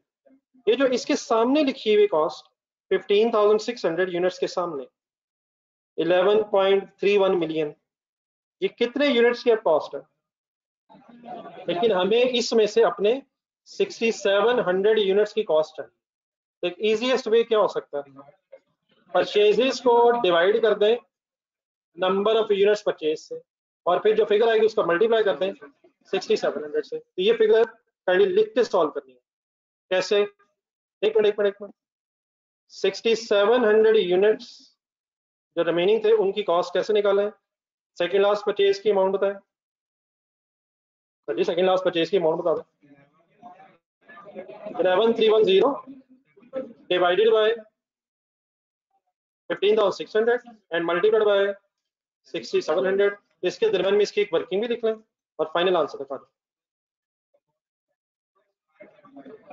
एक मिनट बच्चों को लिख लेने दें, मैं फिर लिखता हूँ। आप भी लिखो, आप पहले लिखें। आपको ये किसी को वर्किंग ना समझ आई हो? अच्छा, बाई चांस ना एक फिगर भी मैच कर रही है तो इस चक्कर में ना पड़ जाइएगा। ये 725 शायद आ गया, तो वो जस्ट बाई चांस है कि सेकंड लास्ट परचेज का जो रेट है वो हमारी सेल प्राइस से मैच कर गया, तो उसको उससे कंफ्यूज ना कर लीजिए। ये क्या उठाया मैंने? Purchases divide by number of unit sold और multiplied by closing stock units जो बचे हैं 15,600 से।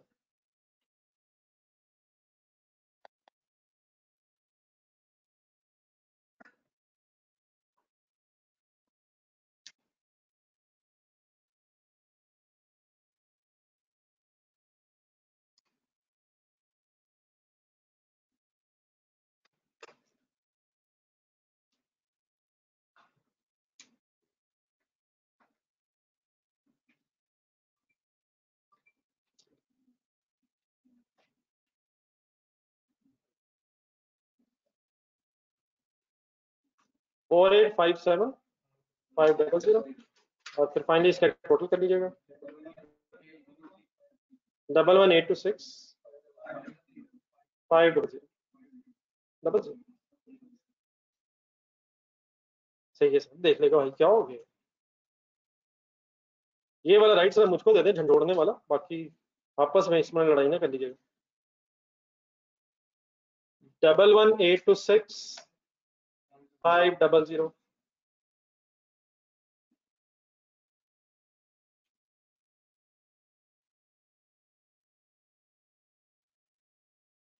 यानी कंफ्यूजन सर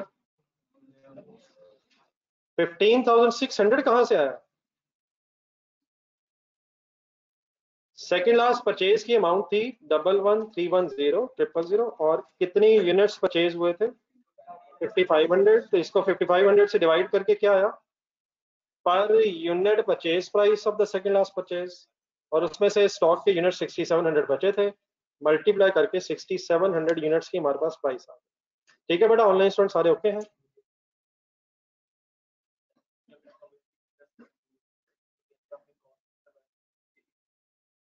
कॉस्ट में करवाया था? कॉस्ट क्या चीज है?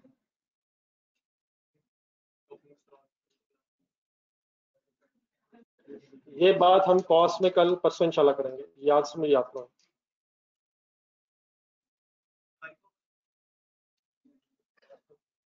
क्या कॉस्ट में फाइफो और है और फाइनेंशियल अकाउंटिंग में फाइफो और है?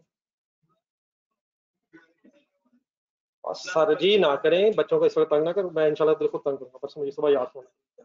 आपने मुझे बताना ये है दोबारा घर से देख के। अब ये क्वेश्चन अगर मुझे याद आ गया आपने जरूर बताना, मुझे कहीं भूलना नहीं।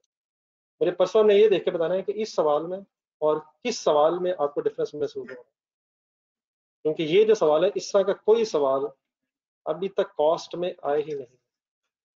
वो मैन्युफैक्चरिंग बिजनेसेस हैं, ये ट्रेडिंग है, और इसके बाद हम इस क्लास में फर्दर रिस्क नहीं ले सकते। ये अभी कहाँ है और कहाँ आना है, और आप कहाँ की बातें कर रहे हैं। तो कहाँ की बातें जो आप यहाँ कर रहे हैं इंशाल्लाह वो वहाँ कल करें, परसों करें। कोई एक भी सवाल मैच नहीं करता इस तरह का, वहां में किसी प्रोडक्शन का डेट वाइज डाटा ही नहीं है। ये और चीज है, आप इसे लिंक कर लीजिएगा। आप देखिएगा इसे क्वेश्चन नंबर 3, 4, 3, 5, 7 जहां जहां देखना चाहें।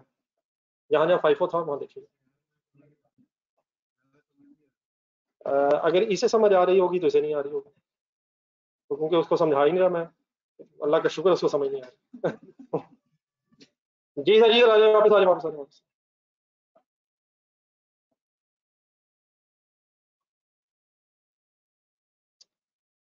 जी क्लियर है जी सारे इस वर्किंग से। तो बेटा हमारे closing stock, let's make a quick revision of the story. What are the closing stock units?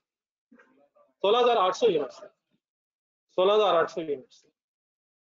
FIFO means होता है first in first out, which means पहले यूनिट्स बिक गए और देयरफॉर एंड वाली यूनिट्स में से स्टॉक बचा। तो हमारा ये टेबल हमें क्वेश्चन में गिवन है, ये टेबल हमें ये बता रहा है कि लास्ट परचेज की क्वांटिटी थी 10,100, टोटल यूनिट से 16,800।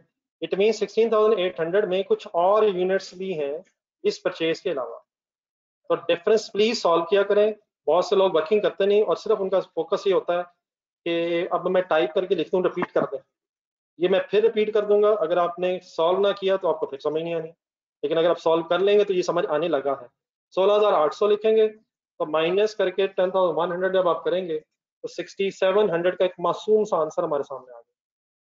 तो 6,700 यूनिट्स फिर कहाँ से बचे होंगे? सेकंड लास्ट परचेज से। लेकिन सेकंड लास्ट परचेज 15,600 यूनिट्स की है, देयरफॉर वहां से पहले एक पर यूनिट निकाल लिया और इस पर यूनिट की वर्किंग करके मल्टीप्लाई बाय 6,700 से हमारे पास आंसर आ गया। अब क्लियर है प्लीज सर? जी ऑनलाइन स्टूडेंट्स का कोई और सवाल? चलिए सर जी, जरा वापस सारा फोकस बोर्ड की तरफ। अभी तक हमने ये फाइंड आउट कर लिया है कि यूनिट से 16,800 और बाय यूजिंग 5 कॉस्ट आ गई है। लेकिन अपनी जरा रिक्वायरमेंट की तरफ जाएं। हमने कॉस्ट तो कैलकुलेट कर लिया है, लेकिन एनआरवी निकालेंगे तो पता चलेगा विच एवर इज लोअर। तो अब नेक्स्ट वर्किंग करेंगे इन्हीं यूनिट्स की एनआरवी। तो आज जरा एनआरवी की वर्किंग रिवाइज कर लेना सर। जी अभी बटन लिख के कर लेते हैं।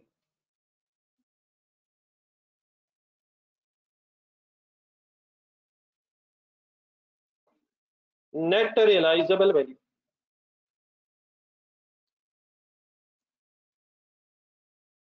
नेट रियलाइजेबल वैल्यू का जरा फॉर्मूला एक दफा दोबारा लिख लेते हैं ताकि जहन में रिवाइज हो जाए। देखें जी, एस्टिमेटेड सेलिंग प्राइस, एक मिनट, एस्टिमेटेड सेलिंग प्राइस, पहले इसी की वर्किंग करा तो डेफिनेटली एक लाइन रख के फिर लिख लेंगे एक सेलिंग एक्सपेंसेस। जी बिल्कुल ठीक है, ये कठिन नहीं सर।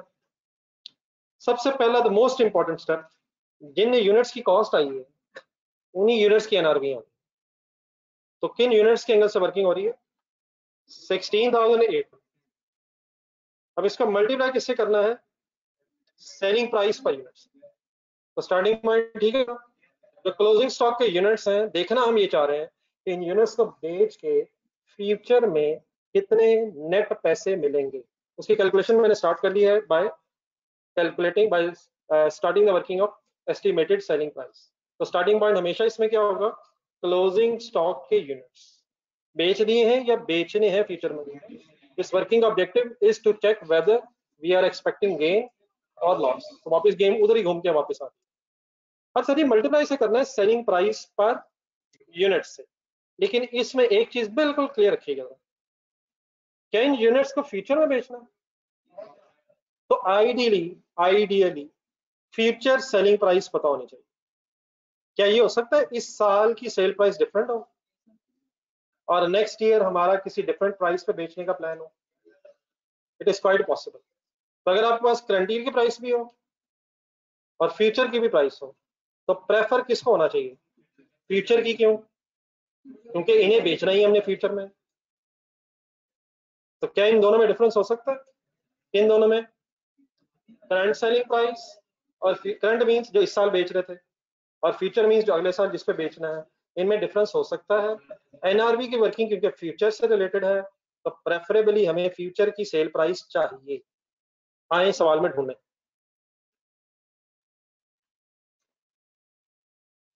सवाल का डेटा देख के बताएं कोई इंफॉर्मेशन के नेक्स्ट ईयर हमने यूनिट्स कितने पे बेचने हैं। नहीं, एक 725 आपने निकाला था, एक 725 थोड़ी देर पहले हम डिस्कशन करते करते निकाल रहे थे, वो कैसे निकाला था, जरा रिवाइज करें जरा। वो कैसे किया था, नहीं फिगर्स बोले जरा। वो सेल की अमाउंट ली थी, सोल्ड यूनिट्स लिए थे, तो क्या वो इस साल की सेल प्राइस नहीं है? इस साल की सेल, इस साल के यूनिट सोल्ड, तो वो तो इस साल की सेल प्राइस है। आइडियली हम कौन सी ढूंढ रहे हैं? फ्यूचर की। अगर फ्यूचर की सेल प्राइस होती जो है नहीं, तो हम उसे प्रेफर करते हैं, उसी के बेस पे वर्किंग करते हैं। लेकिन अगर फ्यूचर सेल प्राइस नहीं है, तो फिर हम मजबूरन क्या अज्यूम कर सकते हैं कि जो इस साल जिस प्राइस पे बेच रहे हैं उसी पे ही फ्यूचर में बेचेंगे। लेकिन क्या इसमें डिफरेंस हो सकता है? तो आइडियली क्या चाहिए, ये जो मैंने स्टोरी आपके सामने बोली है, जहां हम एनआरबी की वर्किंग कर रहे हैं, उसके नीचे 4 लाइनें रखें, 1 2 3 4 गेम के, और एक स्टोरी लिखा हुआ in the working of NRB.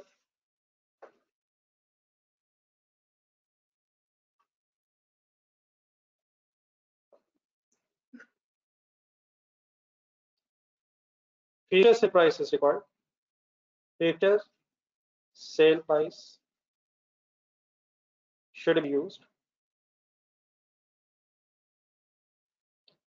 in the working of NRV. Future sale price should be used if, however, it is not available,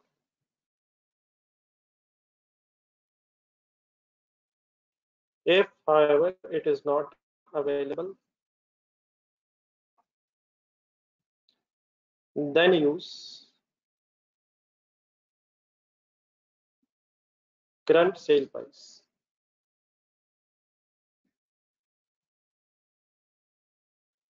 In the working of NRV, future sale price should be used. If, however, it is not available, then use current sale price. Logically सोचने सही है। अच्छा, current को भी क्या assume करके use करना कि यही फ्यूचर में भी होगी? ये फ्यूचर से इतना इंटरेस्टेड हम क्यों हुए? क्योंकि हमने इन यूनिट्स को बेचना ही फ्यूचर में, फ्यूचर में बेच के ये चेक करना कि गेन एक्सपेक्टेड है या loss expected. Everything is clear? तो बेटा आ जाए जरा, हमें फिगर शायद एक सॉल्व हम ऑलरेडी कर चुके हैं, शायद निकाल चुके हैं हम। अब करंट सेल प्राइस भी फाइंड आउट करनी पड़नी, क्योंकि गिवन नहीं, सेल्स की अमाउंट है और सेल की क्वांटिटी है। कर लें सॉल्व। इसकी भी वर्किंग नजर आप जिनका नीचे पहुंचे थे आप वहीं वर्किंग लिखें इसकी। करंट सेल प्राइस, छोटी छोटी छोटी चीजें सही तरह से जहन में सेट कीजिएगा प्लीज। 4135 डिवाइडेड बाय 57,000,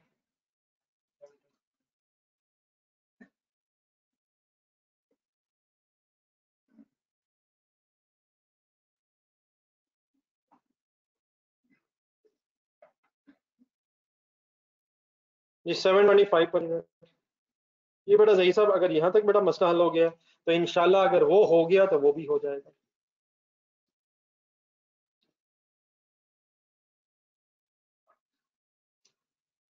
यहां तक कोई कंफ्यूजन?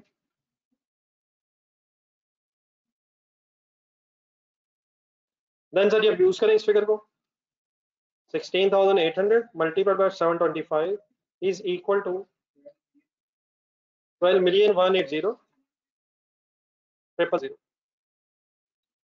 12180,000। कैलकुलेटर पे ये फिगर आएगी। मुझे इतने गुस्से से क्यों देखा आपने? मैंने क्या किया? अब आप सॉल्व ही नहीं कर रहे तो 16,800 मल्टीप्लाइड बाय 725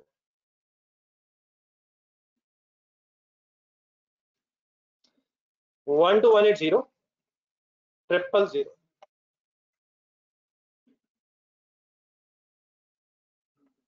ये done. Less estimated selling expenses, current year के फ्यूचर ईयर के? सोच रहे दोबारा। कॉन्सेप्ट क्या है? कॉन्सेप्ट क्या है इसका? जब कभी फ्यूचर में बेचेंगे तो उस वक्त अगर को बेचने के खर्चे हैं उनका अंदाजा लगाया जा रहा है, ताकि पता चले उस वक्त फिर नेट कितना बचेगा उस वक्त। तो वंस अगेन यहाँ कौन से खर्चे लेने चाहिए फ्यूचर के। एक फिगर जो हमें कंफ्यूज कर सकती है, ऐसे ही जो होनी नहीं चाहिए, कंफ्यूज करनी नहीं चाहिए। अपनी जरा स्टेटमेंट देखें जो ऑलरेडी क्वेश्चन में बनी हुई है। नहीं, एक स्टेटमेंट बनी हुई है, उसके अंदर भी एक ऑपरेटिंग एंड सेलिंग एक्सपेंसेस के नाम से फिगर आ रही है। ये फ्यूचर के नहीं हो सकते। क्यों? ये इस साल की एक स्टेटमेंट बनी हुई है, तो इसमें इस साल की सेल, इस साल के खर्चे लिखे हुए हैं। हम किसकी तलाश में? तो इसकी बड़ा एसेट इंफॉर्मेशन जो है, अगर हम क्वेश्चन पूरा पढ़ें तो सिर्फ एक एंड में ही है शायद, last line, second last line शायद। बेचने पे वो बता रहा है कि 2% सेलिंग एक्सपेंसेस होते हैं।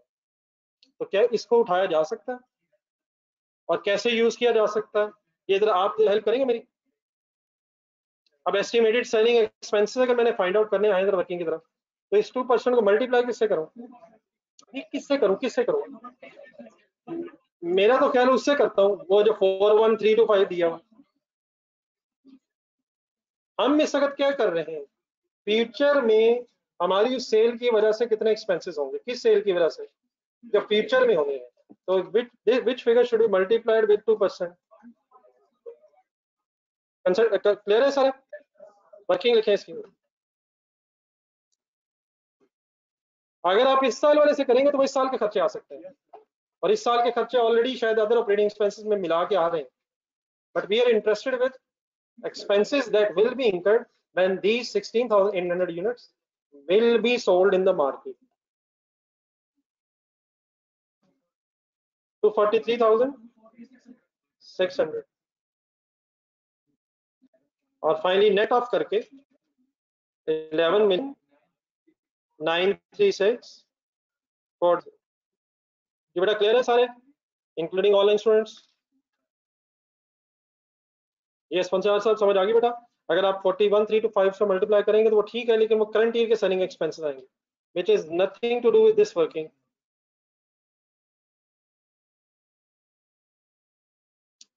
जी dear online students, net realisable वैसे था लिखे वर्ड। तो फाइनली ये जो नेट आंसर आता है एक्सपेंसेस लेस करके, this is called as NRV. लेकिन एक आध दफा मेरे ख्याल इसका पूरे वर्ड्स भी लिखे हैं, ये ना हो कि एनआरबी का मीनिंग ही ना जेल में, एनआरबी बोल बोल के एनआरबी का मीनिंग ही ना गायब हो। एनआरबी स्टैंड्स फॉर, और बेटा 2% सवाल में से आया ये, इस तरह के अजीब सवाल ना किए गए। 2% कैसे, 2% वैसे, अब इसका क्या मैं जवाब दे सकता हूँ? ये ले देखें, ये वैसे नहीं, ये ही हो सकता है। कैसे वैसे ठीक हो गया सर। तो there are 2% of selling expense of sale, जिससे फिर मल्टीप्लाई करके हमारे पास सेल से मल्टी 2% ऑफ सेल्स लिखा हुआ, तो इसलिए सेल से मल्टीप्लाई करके सेलिंग एक्सपेंसेस आ सकते हैं। जी sir, lower of cost NRV का प्रिंसिपल जहन में लाएं और बताएं फाइनली इन फिगर्स में से सिलेक्शन की हो रहेगी। तो lower is cost, lower is cost that is 11,826,500। बताएं सोच के फिगर्स देख के क्या फ्यूचर में गेन एक्सपेक्टेड लग रहा है, तो क्या उसे इमीडिएटली रिकॉर्ड करना है, तो क्या कॉस्ट लिखने से वो रिकॉर्ड होने से बच जाएगा, रिकॉर्ड नहीं होगा। चलिए वाइंड अप करवाएं।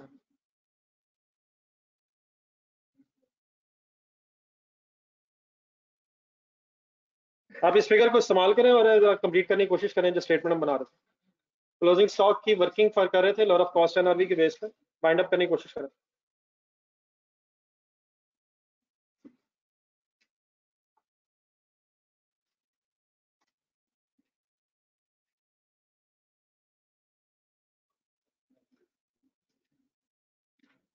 प्लीज सर जी बस करें सर, तो मुझे हुक्म करें। कोई फिगर नहीं समझ आ रही बेटा मुझे बता, या मेरे लेवल की गेम नहीं, आपसे पूछ रहा हूँ, मुड़ के देख रहा हूँ। क्लियर है? कंप्लीट करें ना सर, इसे उठाएं 11,126।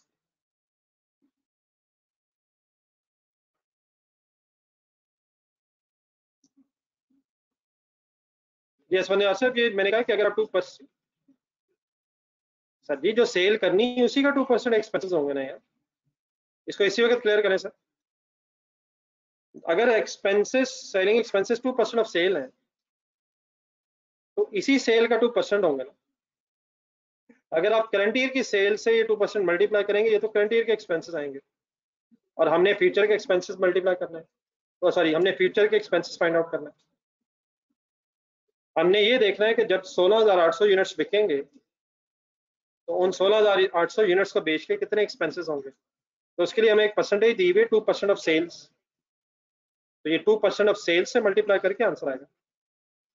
ठीक है, अगर आप 41 मिलियन से करेंगे मल्टीप्लाई, वो तो करंट ईयर के सेलिंग एक्सपेंसेस आएंगे जो already selling and operating expenses में शामिल हुए होंगे इस साल के। ठीक है सर।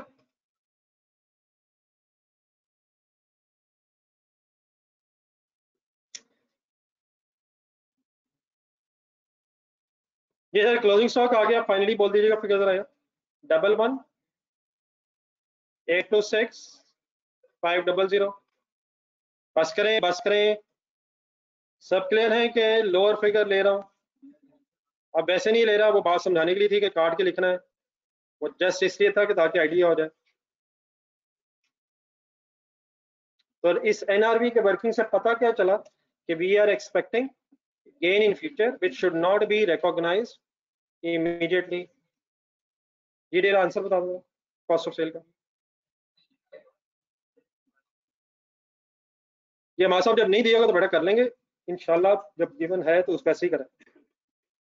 39,519,500 जी। Revise gross profit 180,180,550। अब ये 18 लाख पे गेम आ गई है, मिलियंस में से थोड़े से रह गए, 1.8 मिलियन रह गया, जीरो कम ज्यादा नहीं कर लीजिएगा जी सर। एक अमाउंट का मुझे खतरा है, ढूंढे कहीं ऑपरेटिंग एंड सेलिंग एक्सपेंसेस जो कस्टम में गिवन है, फिर सोच लें क्या उनमें भी कोई चेंज आएगा, सोच लें तसल्ली से सोच लें।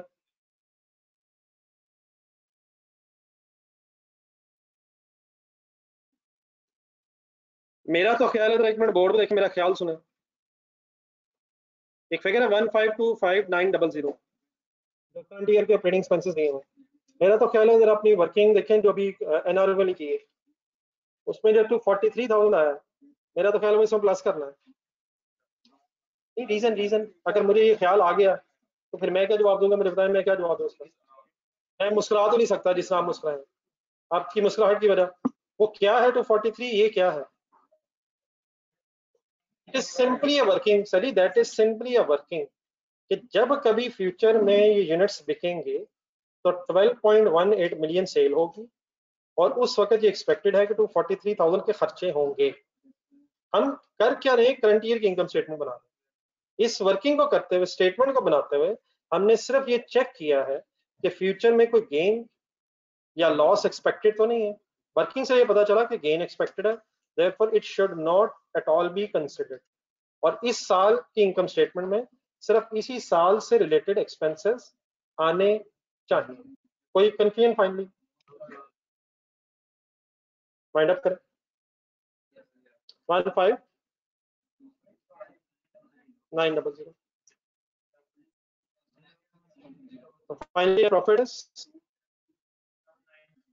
79600।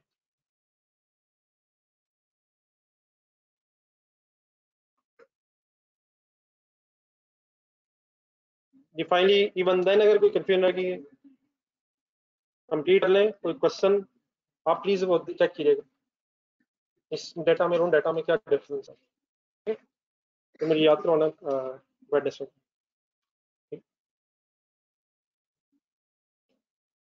कोई कंफ्यूजन?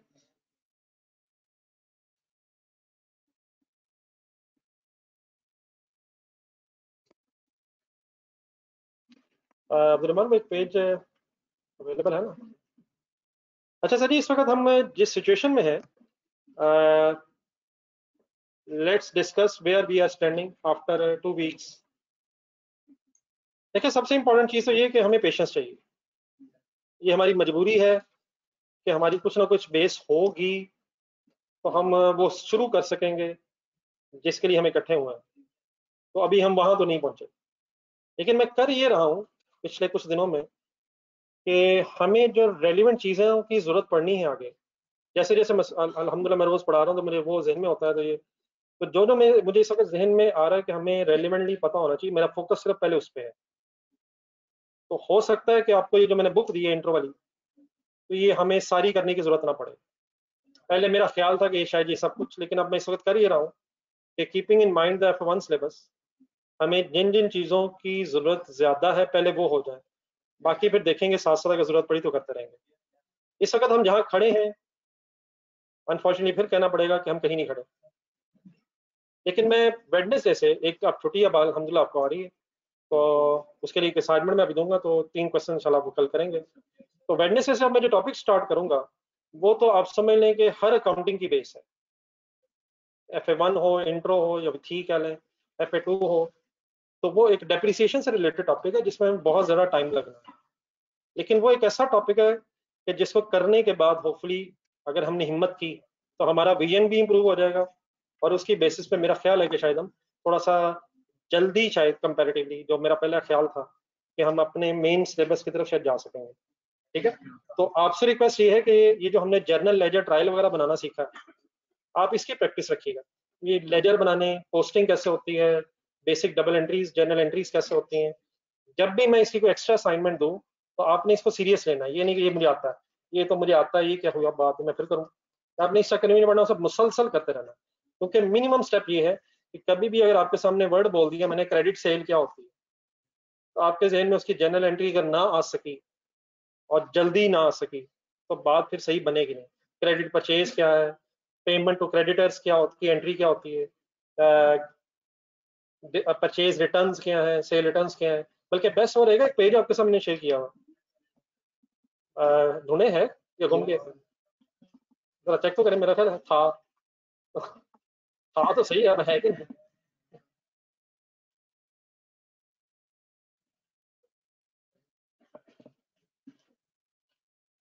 ये एक एंट्रीज वाला पेज था जिसमें मेरा 20, 22, 25 हो गई थी शायद, वो पेज जरा ढूंढ के ना अपनी इन बुक्स में कहीं रखना है।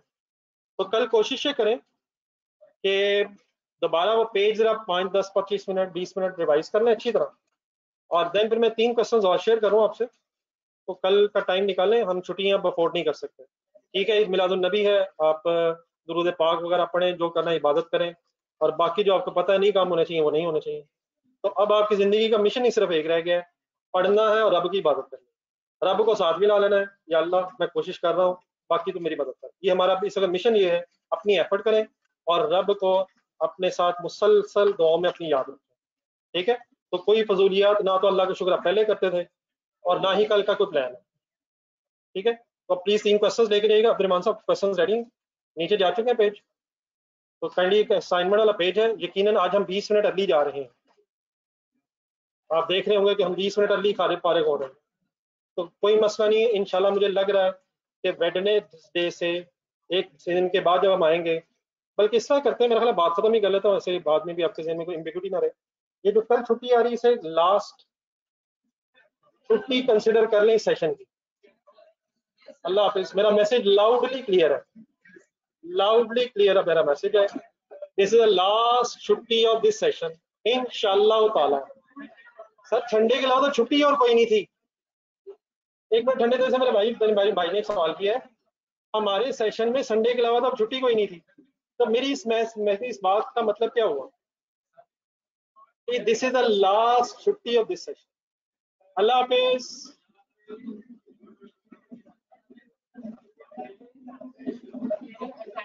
वो अब्दुल मान साहब से लेके जाना, जरा शेयर करना है यार, 3 पेजेस 3 सवाल।